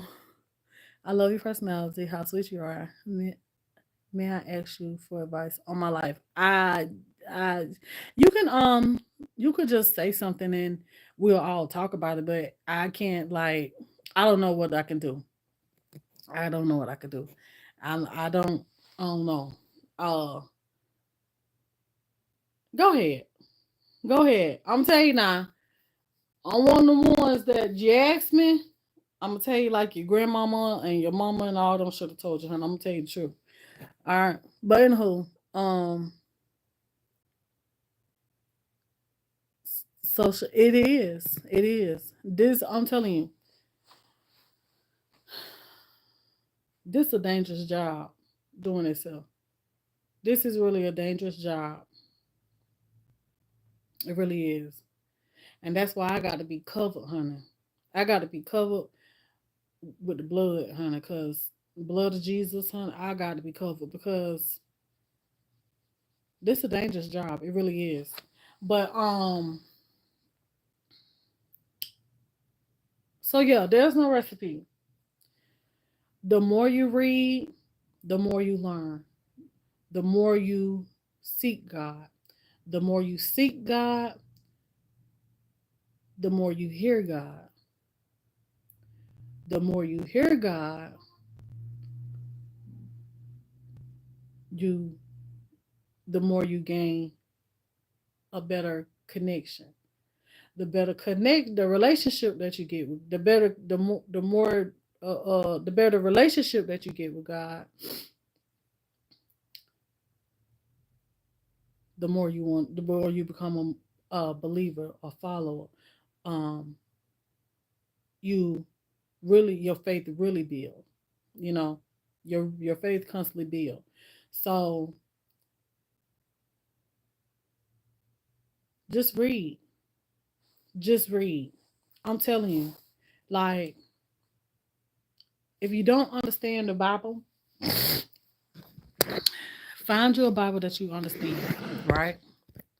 Find you. I like the New Living Testament Bible and also translation, New Living Translation.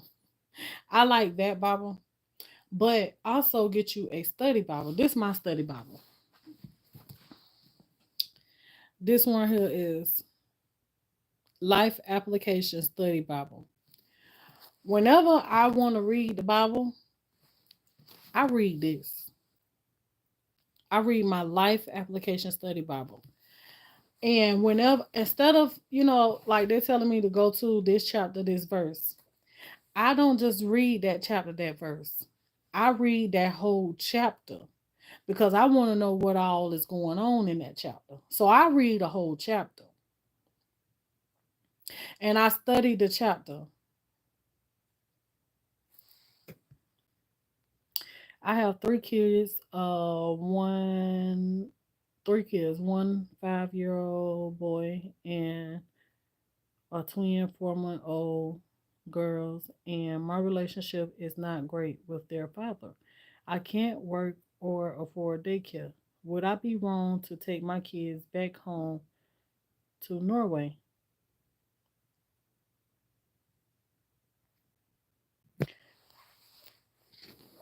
Blondie, if the father ain't doing nothing for the child, God gave you them children to take care of them. So whatever you feel is the right thing for you to do to be able to provide and take care of those children, that's what you have to do. You can't sit around and wait on someone to want to love or be there for someone. They have to want to do that themselves. So, no matter what decision that you make, I'm gonna tell you just like this, and this gonna sum it up, and it's gonna be oh so perfect. No matter what decision that you make, just think, because one thing about it, you're not living for yourself. Nobody. We're not living for ourselves. We living for the Lord. So no matter what decision that you make, just ask yourself, will God do this? Will God do this? And that's gonna give you your answer, whether it's right or wrong. You gotta stop thinking about yourself and think about what God will do. God didn't give you them children for them to be abandoned, for them to be, you know what I'm saying? He gonna take care of you. And if you feel like that you want to stick around for that man, you don't need no man. I ain't gonna say you don't need no man, but you don't need that man. Allow God to take care of you and your children. Cause he gonna do that. As long as you follow him, he gonna take care of y'all. So don't worry about if he's there, he's not there. If you leave and like what's supposed to happen? What's supposed to happen? Now I know sometimes people have children and they can't leave the state because of kids, but I mean situations like that. But you got to do what's best for you and your kids.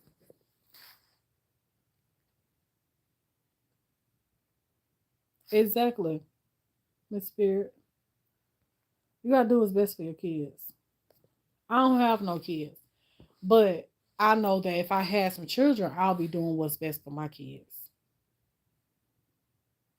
So, um, yeah, I wanted to go back to you, Miss Spiritfield. You ain't remind me.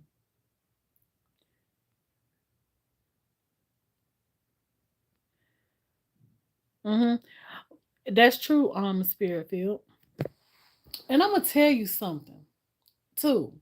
Hey, Michelle, I'm gonna tell you something too. You'll find yourself getting more. If you really read the Bible and you don't understand, you and you really trying to understand what you're reading, you can feel God. And I know this because I witnessed this one night.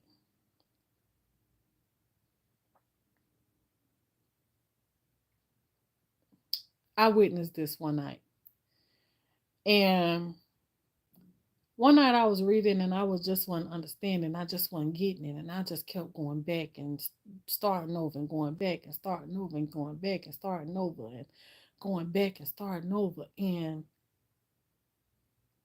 I got to a certain part and I was like, what this mean? And then next thing you know, I go back again. And I'm like, then after doing that so many times, I felt the presence of God. And I was like, I was getting more impatient with my own self. And God kept sending me back, like, no, go back and read this.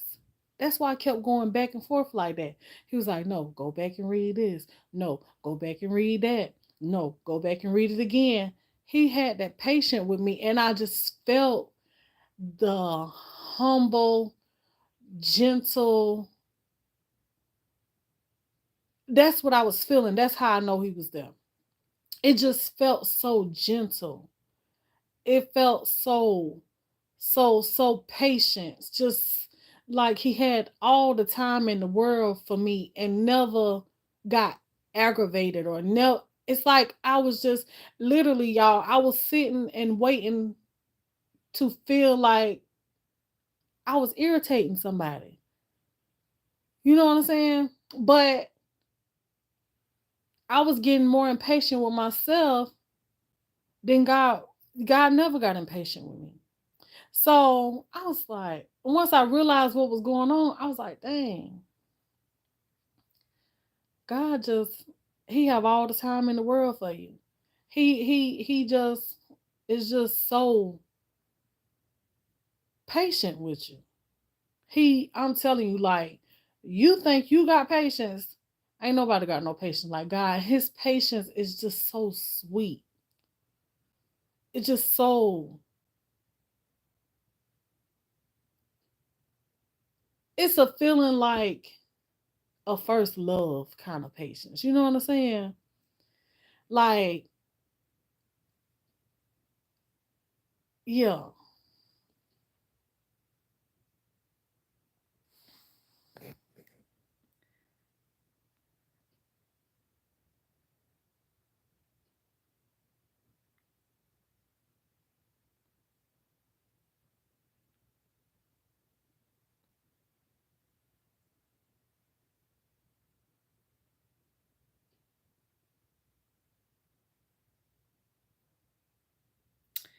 Hey Mika, so fabulous.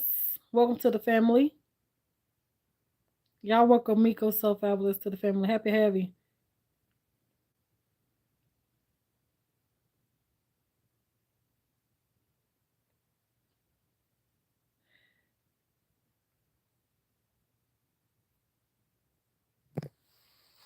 He ain't got to stay there with you, Blondie, right? Who stay with who, dude? He stay with you or you oh you say you can't work. You can't be feeling stuck, Blondie. You can't be feeling stuck. Blondie. Blondie, you got to do what's best for you. You sitting over here on your TV, or I know you probably got a phone.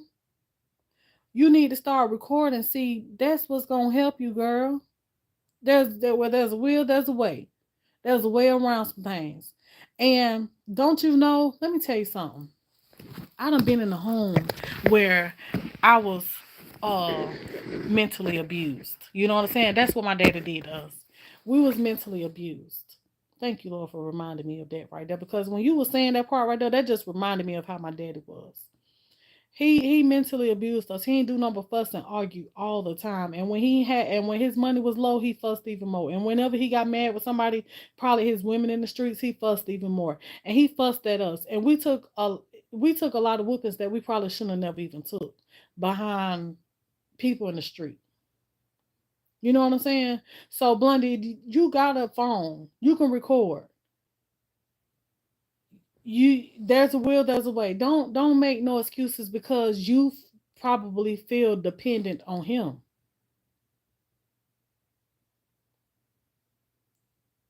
I'm just saying.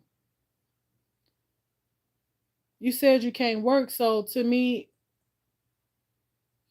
and you don't have no family, you sound like you dependent on him.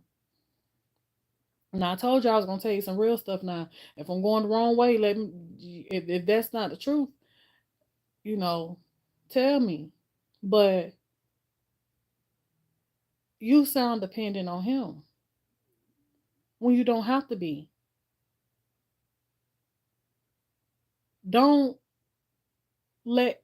don't feel like that you got to be stuck in that, because you need,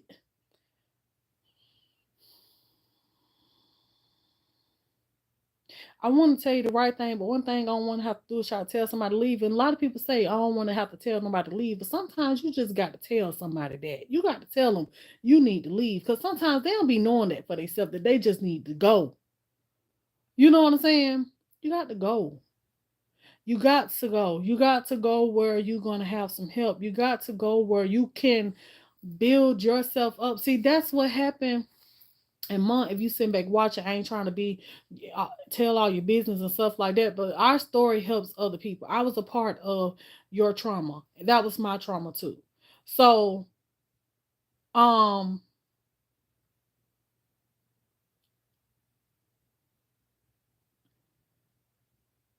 my mama had to leave. My mama didn't want to leave because she stuck to, I don't want no other man raising my children. And that could have been somewhat true, but a lot of it probably was that she still loved that man.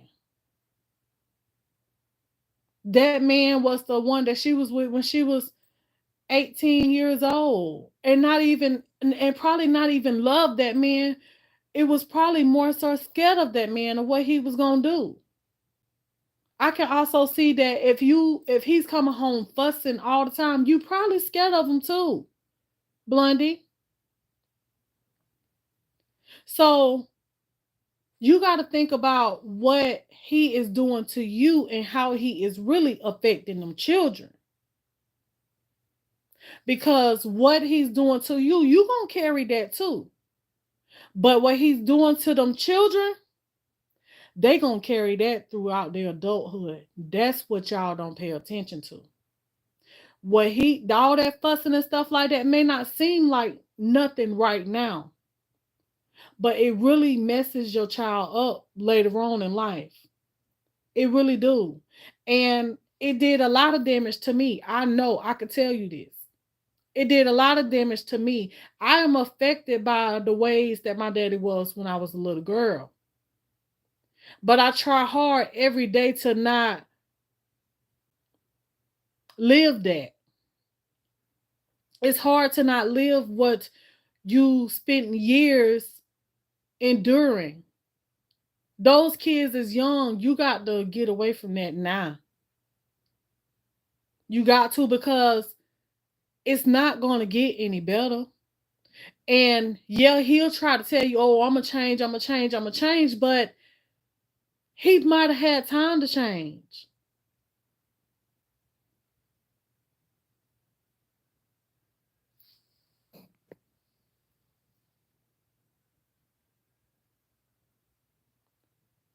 Okay, so you know what you got to do? You got to step out on faith, Blondie. You got to step out on faith. Ain't nothing else to do but for you to put foot forward and step out on faith. Don't wait on him to hit you. Don't wait on him to hit you. Then when he hits you, you're gonna be like, you know what, I should have been left. No, don't be the I should have person. Don't be that I should have person. Or I should have left a long time ago.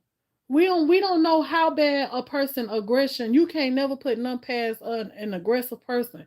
You don't know how bad that aggression can go when they know that you're gonna leave. You got to plan. You got to make your plans now. You got to start doing your recordings now, Blondie. Start recording. Start recording. That way, you is building up a case. That way, if you did decide to move, or whatever you decide to do, you will have all this on record. They will be able to see this, because if with no proof, they're gonna automatically say, "Oh, he's fit." You got to show them where he's unfit. You got to show them where he's abusive, the things that he's saying, the way that he's acting, the things that he's doing, how he's treating them children. That's what's going to help you in the long run. You ain't got to do it where he know that you doing it, but you definitely need to do it. See, that's how a lot of these parents is stuck now. Cause they act like they don't know what to do because they trapped because being blind by love, or because of a person that has been doing for them for so long. He done molded you to act the way that he wants you to act.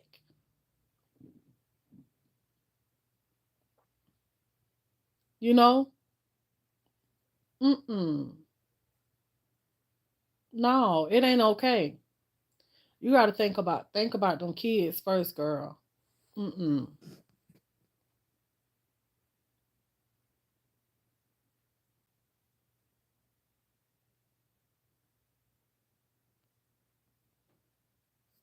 Yeah, don't. You right, Spirit Field.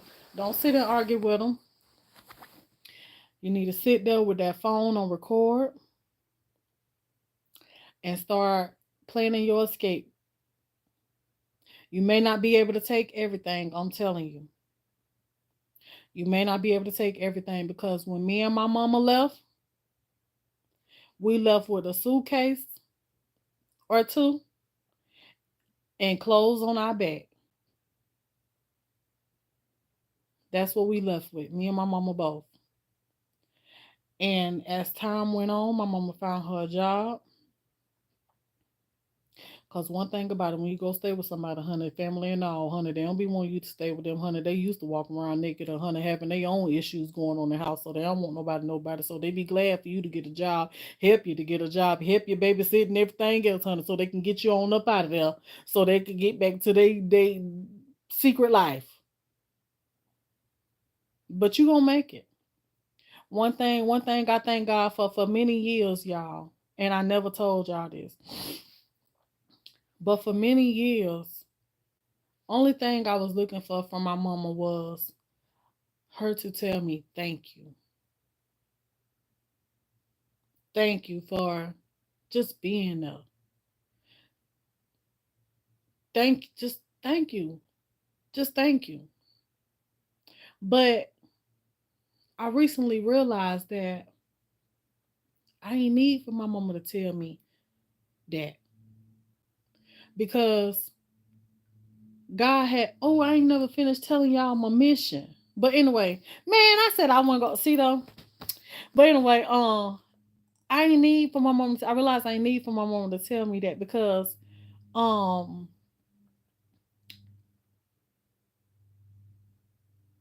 by her being the woman that she is today, the woman that she became, a more stronger woman, a woman with her own mind, a woman that was making her own money, a woman that was independent. That was her thank you. Because my mama came from depending on a man to being independent. And that was her thank you, because I was her strength. I was her strength. And I didn't understand that at that time. I was my mama's strength. So, and I don't know if she knew that at that time. But that's why I had to give up what I gave up. That's why I had to go through the struggle with her. That's why I was the one that had to be there. That's the reason why I didn't graduate. That's why I bounced from state to state, house to house, city to city, place to place. That's why I blame. That's why I bounced. I think so, dear heart. I think that's why I did that. That's why my other siblings they didn't. They didn't they God didn't build them up with what he built me up with to be able to be there for my mother. I never left her side. And the one time that I did, I was I ended up going to stay with my friend because I was trying to find a more stable, healthier place for us to stay. And I was trying to convince my mama to come with me, not knowing that the house that we was going to, child, they was getting evicted. You know what I'm saying? But there was a better place after that. After all of that, we ended up in Alabama. And that's why I said that Even when you stay with family members, they be so ready for you to get out their house too that they be helping you to get on out the house, honey. We ended up moving out of the house that the person we was staying with, honey. We ain't had, my mama can tell you, we ain't had nothing in our project but some blinds up to the window and a bed. And we only had blinds up to the windows to the rooms that we was in the projects. I ain't never stayed in no projects, but we made it though. Blondie, you can make it. You might got to go to the projects, but one thing about them, ain't nothing bad about it, because if you look at it in the way that you need to look at it, this is the bottom for you to climb back to the top. Can't nothing hold you down but you. Nothing.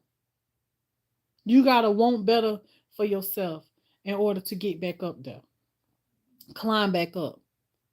A lot of us, we get knocked back down from a certain point of our life, but God allow that.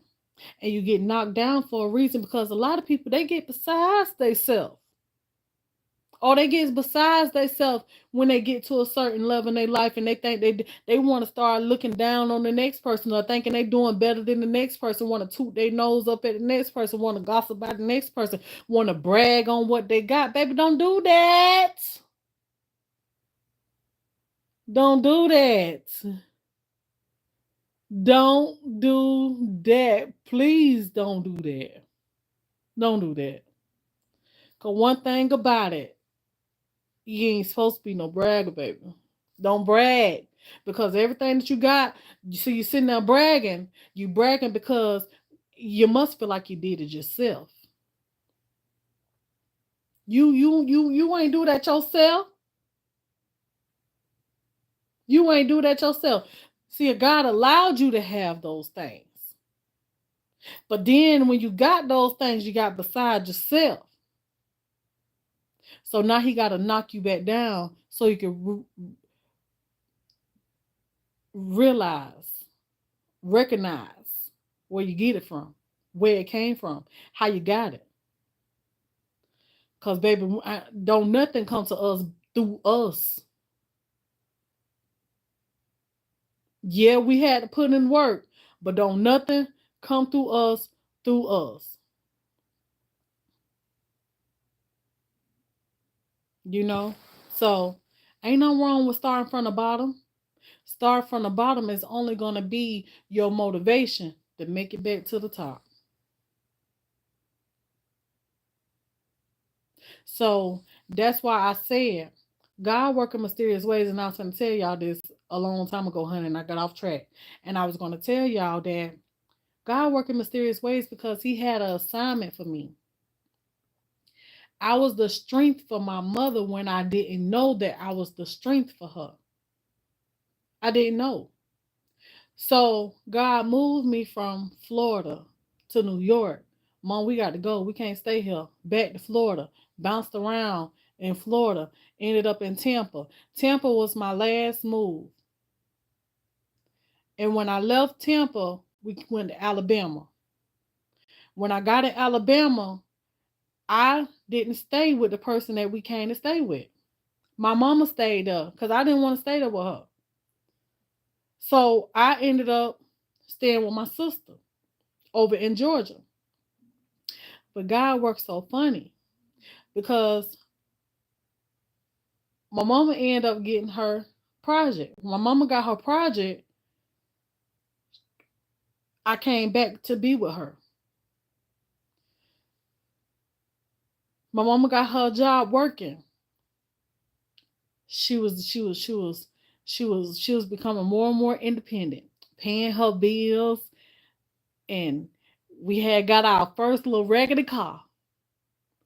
Spent by what was it, $800 on that raggedy car, honey. You had to, honey, the transmission was so gone in that car, honey, you had to get it up over 50, 60 or something like that before it switched gears.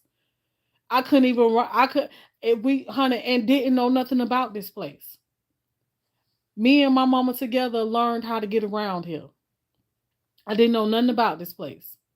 So Everywhere we went, I thought I had to take the circle to get there. The outside, we riding the whole city just to go 2 minutes up the road. But we got there on that raggedy putting car. Every time we got in that car, honey, we had to put gas in it. When I tell y'all that was the longest Chevy, whatever kind of car it was, but it was a Chevy, honey. That thing was from here to New York. That's how long it was. It was a long car, and it was gold, rusty dime. And me and Mama ain't had not damn title to the car, but we was riding, baby. And every time you turn around, we was down there at the tag place getting us a temporary tag because we could never get our tag. Okay. And my brother, how we got the car was because my brother had a friend, and the dude had them sold it to us, and come to find out it wasn't none of his car that he sold to us. It was one of his cousin's car that was locked up in jail. So that's how we couldn't even get the title to the car, but we didn't need no title because at the end of the day, the car wasn't even good enough to even be riding. But me and Mama was riding though. Me and Mama was riding. I remember we had to start from the bottom, come back to the top. I'm telling you, my dad was a mean, fussified dad, but he had some goodness about him too, because he taught me how to survive. He taught me how to budget. He taught me he didn't know how to budget himself, but that's what he taught me though. And I didn't realize that till I got it on my own. And these videos that y'all see me do when I be breaking down my meats and buying stuff in bulk and bagging it up and freezing it, I learned that from my daddy. I learned that from him because when he went to the grocery store, he didn't say that this is what he was teaching me. But when we went to the grocery store, we used to go to Sanford Meat Market, and when we go down there, we get all this. He let me get this many pounds of this or this many dollars of that. And when I used to go to the grocery store, this is what I used to do here at the grocery store. I didn't just buy the meats that's just sitting there in the bunkers, in the freezers and refrigerators and stuff like that. I talk to the meat man behind the counter. Hey, let me get a case of this. Let me get how much you say your steaks is? Okay, let me so that look like this on sale. I started YouTube and learning different cuts of meats and stuff like that. You know what I'm saying? But I'm about to get off track for a second. I'm gonna get back to that in a minute. But I once we got here, I realized that God had me set up. He had me set up for his own purpose, his own plan. Because once I got here, now I was able to spend more time with my grandmother. I used to be what 8, 9, 10 hours away from my grandmother living in Florida, right?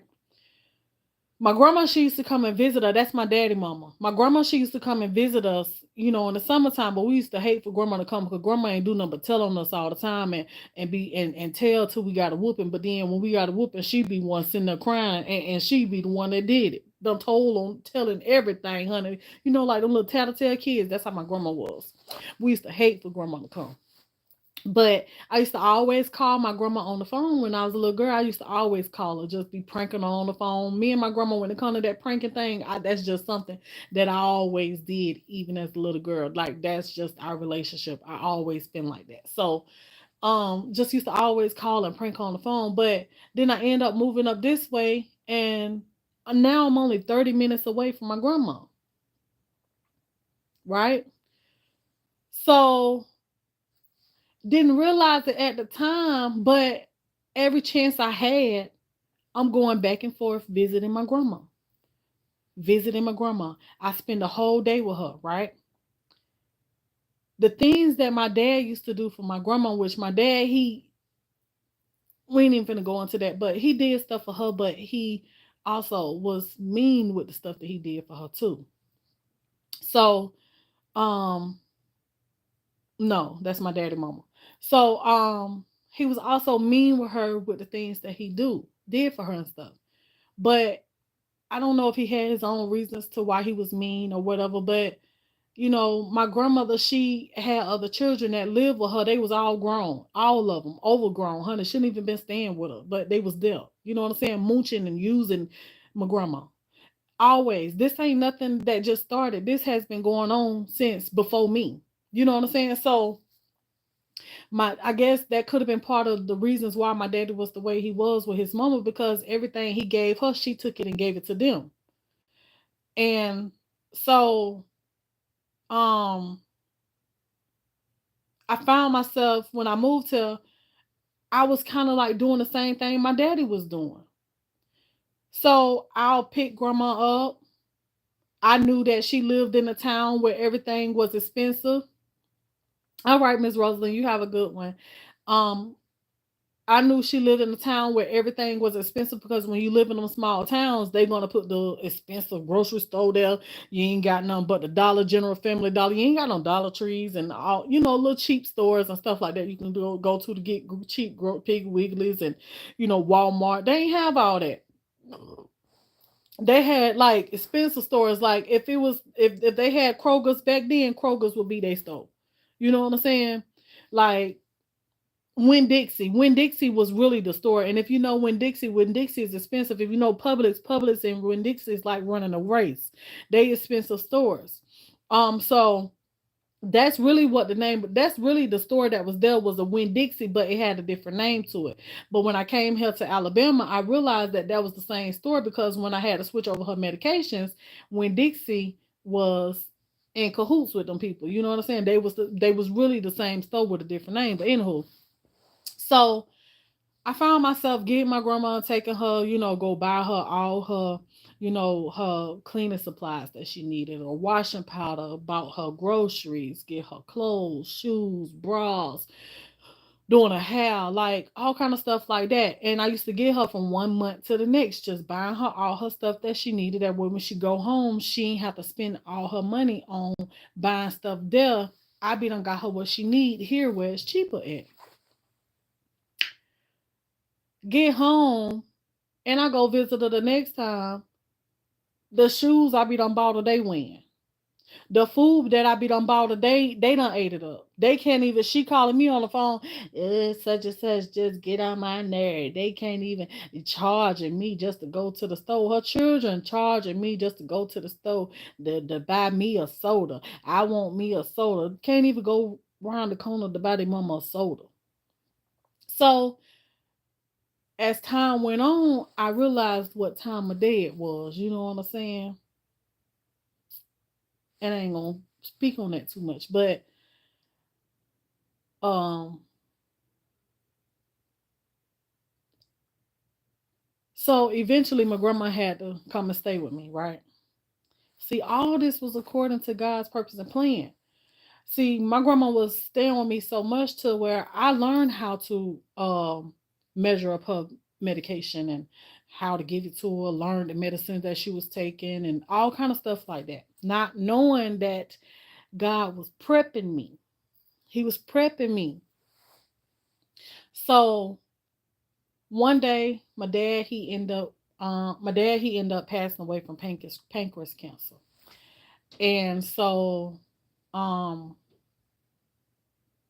my grandma and her daughter went down to visit him while he was sick. Me and my husband was actually on a vacation at the same time in Florida. So we went to visit my daddy again, because I visited him 2 times before he passed.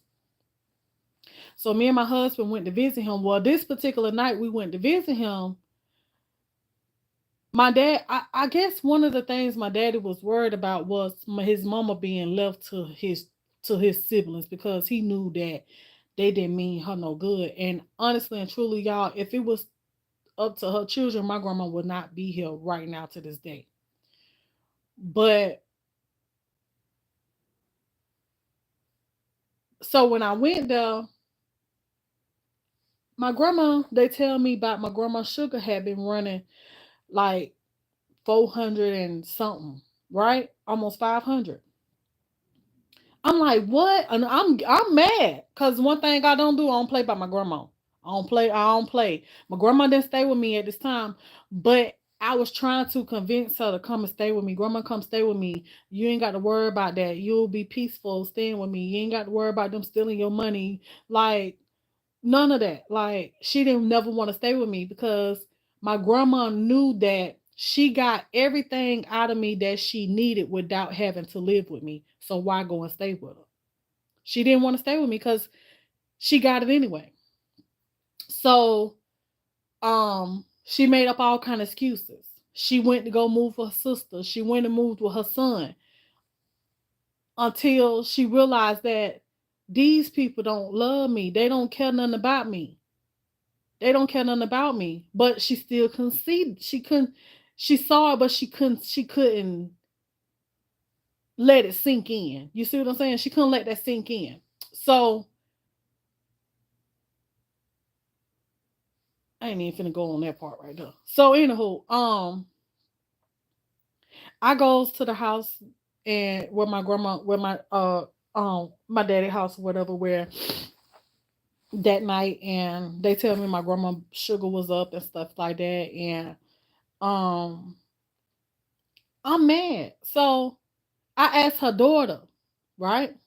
Because her daughter, she was staying with her and her brother at that time. So I was like, where her medicine at?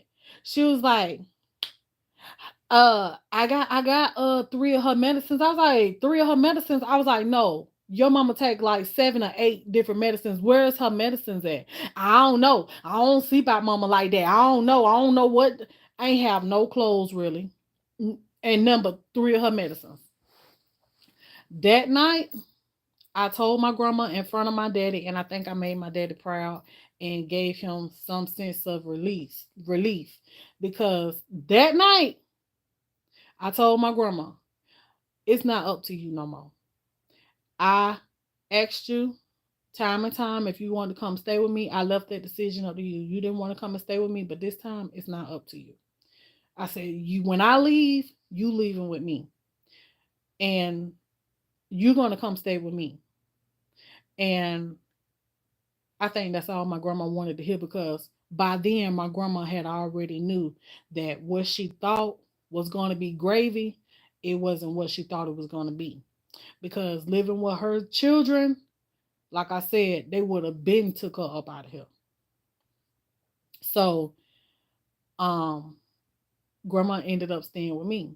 And from then on, I had been there for my grandmother. So God knew the plans he had for me. That's why my mama and my daddy split up. It was just part of what they had to do. They were just holding on to something that shouldn't have never even been held on to.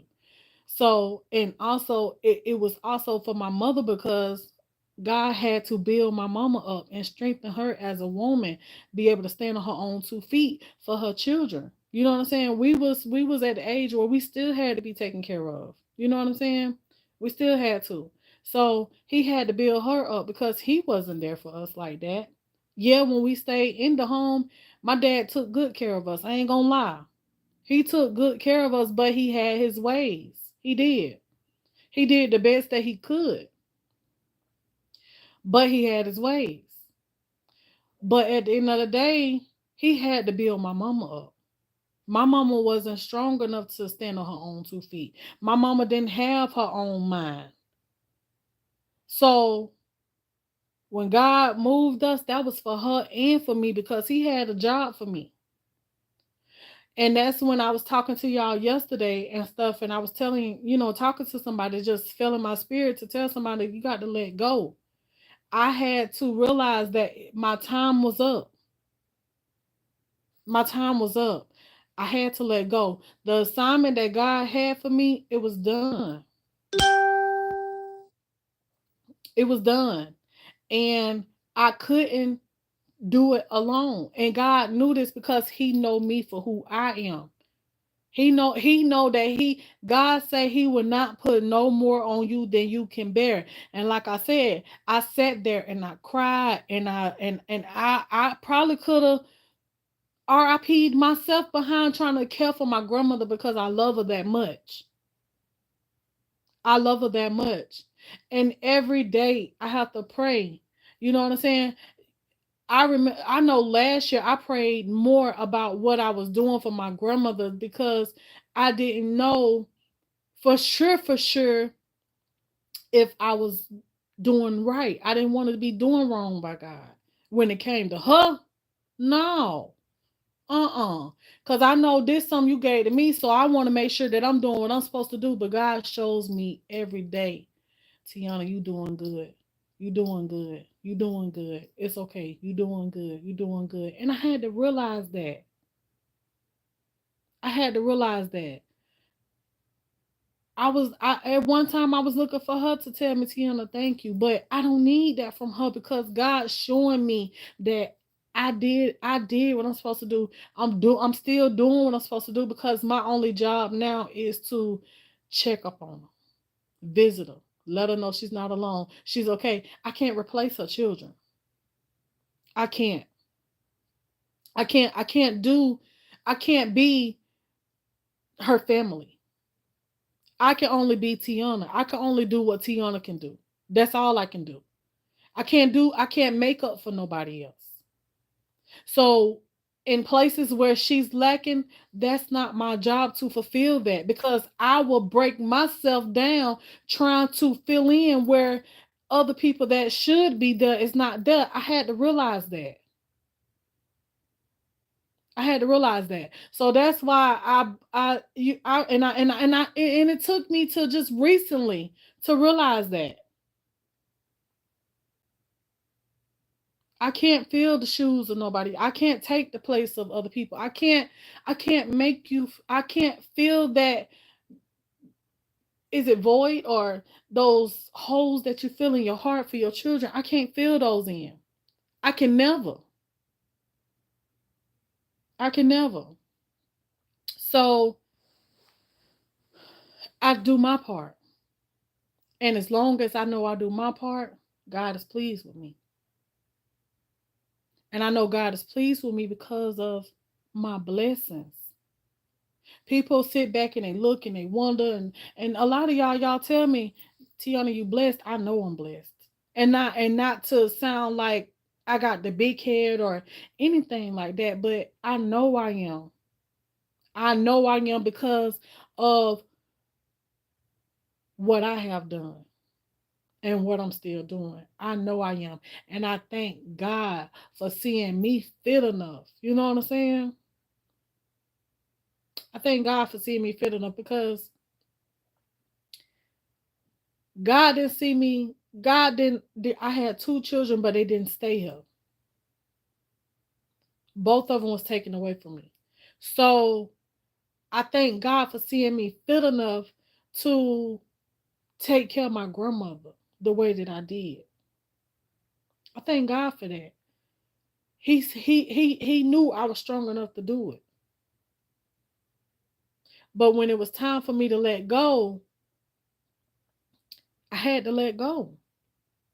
I had to I had to get out of God's way and let him just do what he had to do for us because there was no more that I could do. No more. She was too much of a task for me that I couldn't handle. God was not going to allow none of that job to destroy me. He was not going to allow that because at the end of the day I'm still a daughter and I'm still a wife. So I had to let go. I had to. I didn't want to, and a little piece of me felt bad for doing it. But but I had to realize that this is what God wanted to happen. God wanted this. And I saw immediately the blessings. Everything that I was trying to do on my own that wasn't happening on my own, everything that was happening on that I was trying to do on my own, it wasn't happening. But God, time I let go, phone call after phone call after phone call after phone call after phone call. things start just working out in our favor. My only thing is, as long as my grandma is happy, as long as my grandma is good, as long as my grandma is safe, as long as my grandma is being fed, and as long as my grandma is being treated right, dang the rest, dang the rest. Because I know that she got a fighting chance. And she be uh she's a living witness to me of what God will do for you and how God will take care of you. She's a living witness to me because the more and more I read and I learn about God and I sit back and I watch her and I say to myself, that's why you don't have these things come up on you. That's why you don't have these problems. That's why you don't have these struggles. That's why she's still living. That's why. That's why. That's why. That's why, because she's faithful to the Lord. And God knows that. My grandma can't read nor write. But one thing about her, she loved the Lord. And that's why he's still taking care of her. But she is a witness to me. She's a witness to me. So I thank God for the assignment that he put me on. I don't know if I want to do this again, but I thank God for that. I thank God for that assignment because I'm doing something for him. I'm doing something for him for one of his children. I mean, he saw me in my situation fit enough. I thank God. God helped us avoid everything that's going on in this world today by moving us out of somebody's house that we was renting and putting us in something of our own because he knew that it was going to get in the way of what he had for us. He knew that. That's why I love my husband for I love my husband for just accepting me for who I am. Just the times that I take people in to try to help them and stuff. You know what I'm saying? My husband, he'll be like, no, they ain't staying with us.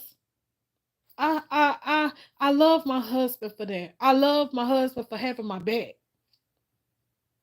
I love my husband for being a provider. Everybody else, they could see the flaws in what I have, but I know what I got. Ain't nobody perfect. He got a lot of work that need to be done on him just as well as me. But my husband loved me the way that I am. My husband don't judge me for the person that I am.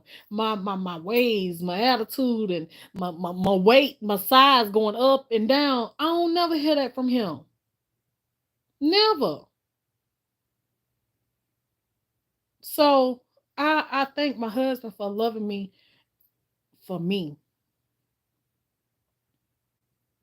And I thank God for giving him to me. Because he wasn't none but a blessing to me. I ain't gonna say I don't work because I do work.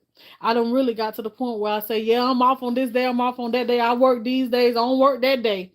I done started calling my job work. Because at one point in time, I used to say I don't work nowhere. I work somewhere. But I would be the one that have to work outside the home. I don't have to do that. And God makes sure of that. And I see God. I see God growing me. I see him growing me. And I thank him for that. Because I was thankful in this with nothing. I was thankful with nothing.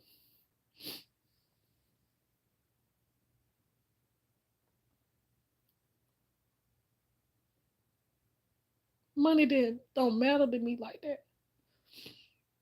As long as I'm good, ain't out the door we eating, I'm good. I'm good. I don't need everything that people think I should have. I don't need all that. Long as I'm comfortable, my husband comfortable, my grandma comfortable, I'm good. I'm good. So, but I see my growth. I see my growth and I thank God for that though, because I pray about it all the time. And we all want to have more, and I do want more for myself. That way I can be more of a help. I can have other things. I got things I want to, but I'm happy where I'm at. I'm happy where I'm at because if you can't be grateful for the small things, how can you expect God to bless you with anything bigger? You won't know how to act. So I'm happy. I'm happy. I'm happy. I got a house. I got a car, another car that's gonna be paid for. I remember my day. They told me I couldn't even get a car, but this gonna be my second car that's gonna be paid for.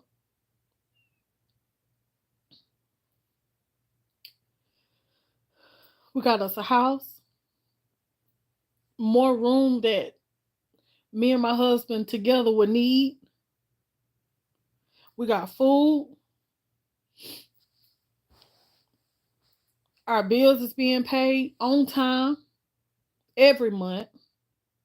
I ain't been late now day. I really ain't had to worry. I just worry myself because I don't like my money looking a certain kind of way. You know what I'm saying? But I'm good. I ain't got the most, but people love to look at you and be like, "Oh, you got this or big money or big dollar or you just don't know. Ain't no big dollar. It just look like that. You got to stop trying to look at the outside because it look a certain type of way. Because everything a person have, you got to maintain. You got to maintain. I'm blessed. Ain't no big money, big dollar. No, I'm blessed. Don't call me big money, big dollar. Call me blessed. I'm blessed. I got favor. I got favor. Tell me that. Tell me that. That makes me feel good. So calling me big money, big dollar, and all that right there, that don't excite me. But call me blessed, that excites me. Cause if you could see my blessings and I see my blessings, I don't need for you to tell me, but baby, I know I'm blessed. I know I am. So I thank God for just holding my hand. Just holding my hand. Cause long as he hold my hand.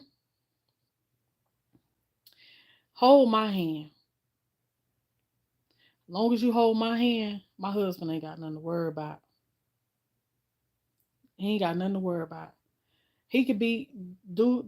I ain't telling him to do no anything. But what I'm saying is, do you boo? Cause I know where our help come from. I'm not gonna be that bragging.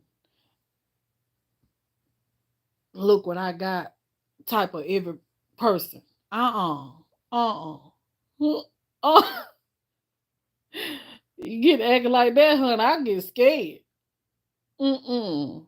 No, that look. You ain't got to be doing all that right there. Mm. Mm. Cause one thing about it, you ain't never got to put on for people to or brag for people to see what you got.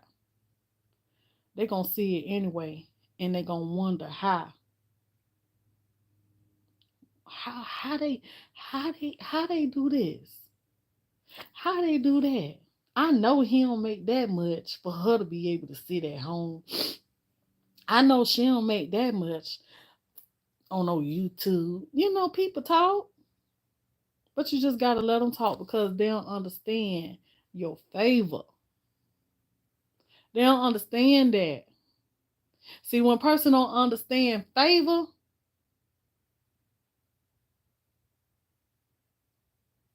when they don't understand favor from the Lord, they ain't gonna never get how you get anything. They ain't gonna never get it.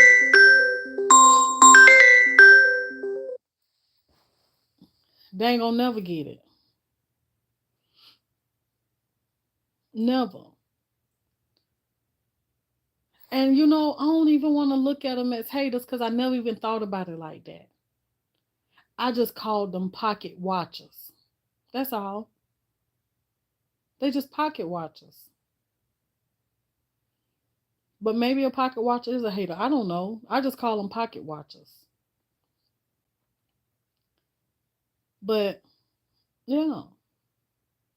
So they'll never understand though when you got favor. Favor from the Lord, man. I take favor over anything. That ain't the rest. Honey, I don't want no luck.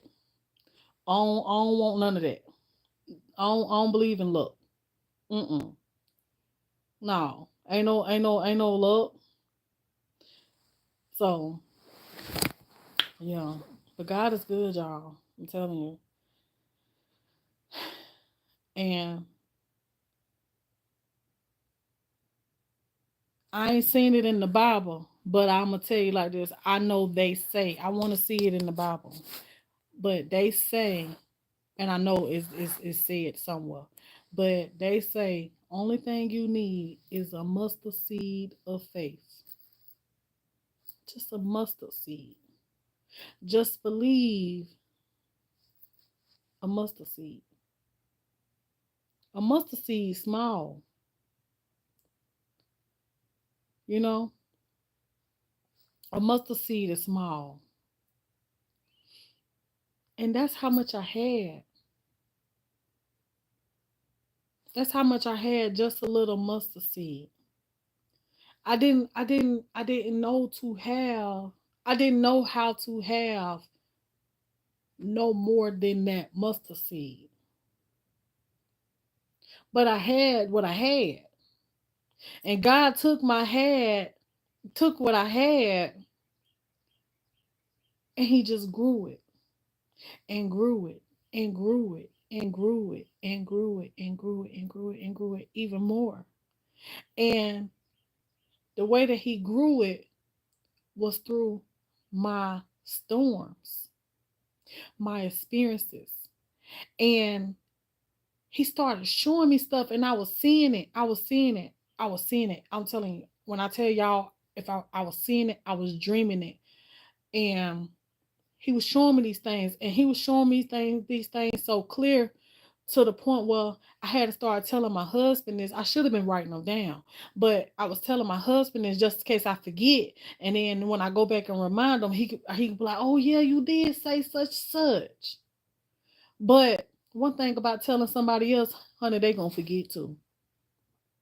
They're gonna forget because they don't understand what it is that God trying to show you and where they trying to take you. Because it ain't for them, it's for you. They may be a part of it, but it's for you. So that's why you gotta write it down. And I'm telling myself this. I need to start writing some stuff down. But God showed me, he grew me through my experiences, through my struggles, through my hard times, through my storms that I was having, my bad times. The bad times don't mean that it's supposed to break you down. Yes, in the midst of whatever's going on, you may get broke down to the bare nothing. You may end up with nothing. But God had to strip you. Just strip you. God had to strip you of those things. Strip you down to nothing. to build you back up new again. So just because you get broke down to nothing don't mean that that's what your life is going to be. God got better for you, just to show you believe. And I'm telling you this by experience. I'm telling you this by watching my mama. I'm telling you this by what he took me through.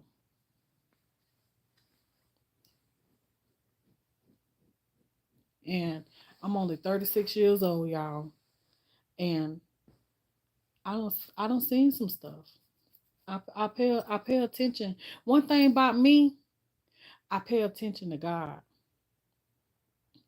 And when stuff start happening, it's like a light bulb or something go off and it be like, hmm, I wonder what the Lord trying to do. I wonder what he trying to say. I wonder I wonder when such and such finna happen. Something happen. See, that's how my mind start working because I know I trust him. I trust him in what he show me or what he be trying to tell me. I know something is finna come. So I be sitting waiting on it. Mm-hmm.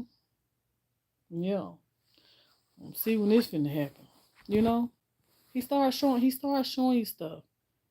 So when he starts showing you certain things or you start dreaming certain things, you got to pay attention to the things that you dream because a lot of times your dreams, not particularly what they is in action in the dream, but start paying attention to the things that start happening around you.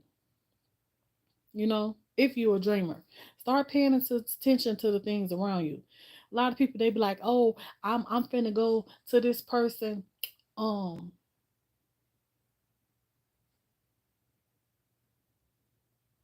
trying to see what you call them. Hold on, there we go. I'm finna go to woo woo woo. This the word form right here. I'm finna go. Woo. Yes, thank you, Jesus. I'm finna go to um somebody so they can read my future to me and tell me what this mean or what's gonna happen or this, that, and the third. For what? You ain't doing nothing but going to a false prophet. That's what God just spoke to me. False prophet. That's a false prophet because he's using. See, you got people that's blessed with gifts, and your gifts is up to you how you want to use them. Just because you go to this person that swear that they could see this and know this and hear this and all that right there, they might have had that gift, but it's according to how to use it. So they decided to make money off of it. They decided to use it for the enemy instead of using it for the Lord. And see, that's where they wrong at. So you want to go and see these false prophets. So now you sitting up here and you is praising, you is idolize, praising idols. Little, is they idols? Idols is little things people worship and stuff like that. You know the little, all that stuff right there. You know I ain't even gonna go into that, but yeah, that's idols. But I wonder you call them idols too. But false prophet is the word, honey.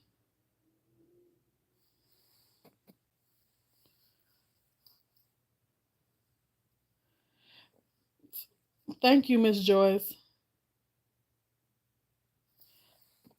All the time, all the time, Andrea. Yeah, but yeah. So I'm done now because y'all done made me roll up on three.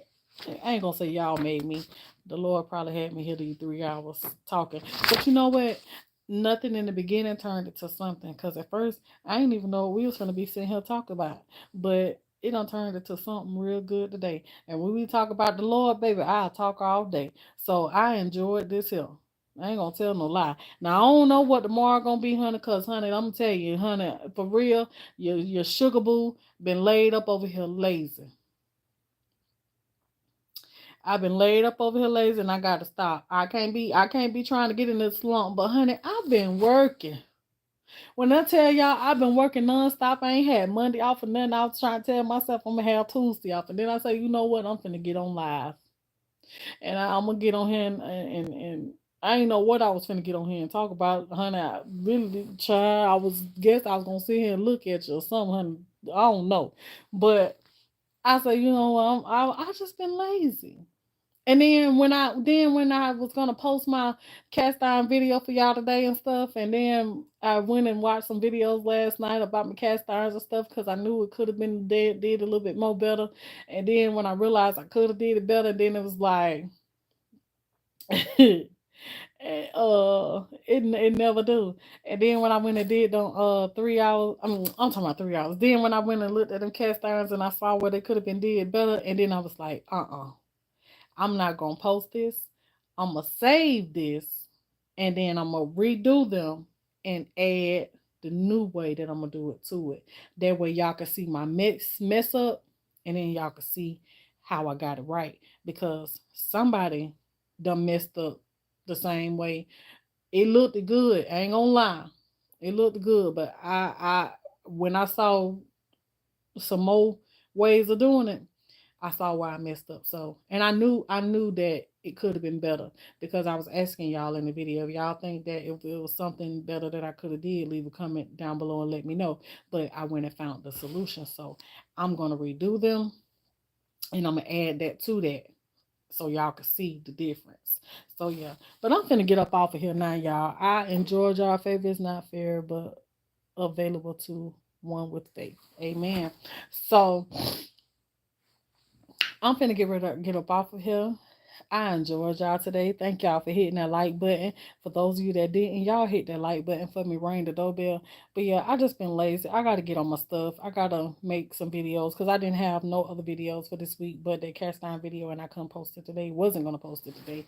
But that's what I was gonna post today. So I did have one, but then messed around and didn't. So but I'm here live, so that's good. But I enjoyed y'all. I love y'all. I hope y'all got something out of what I was talking about today. And I just thank God for using me today because I know He did. I thank Him for using me today. And I'll chat with y'all later. I don't know if it's going to be a live tomorrow or not. But whatever it is, we rolling with it. Okay?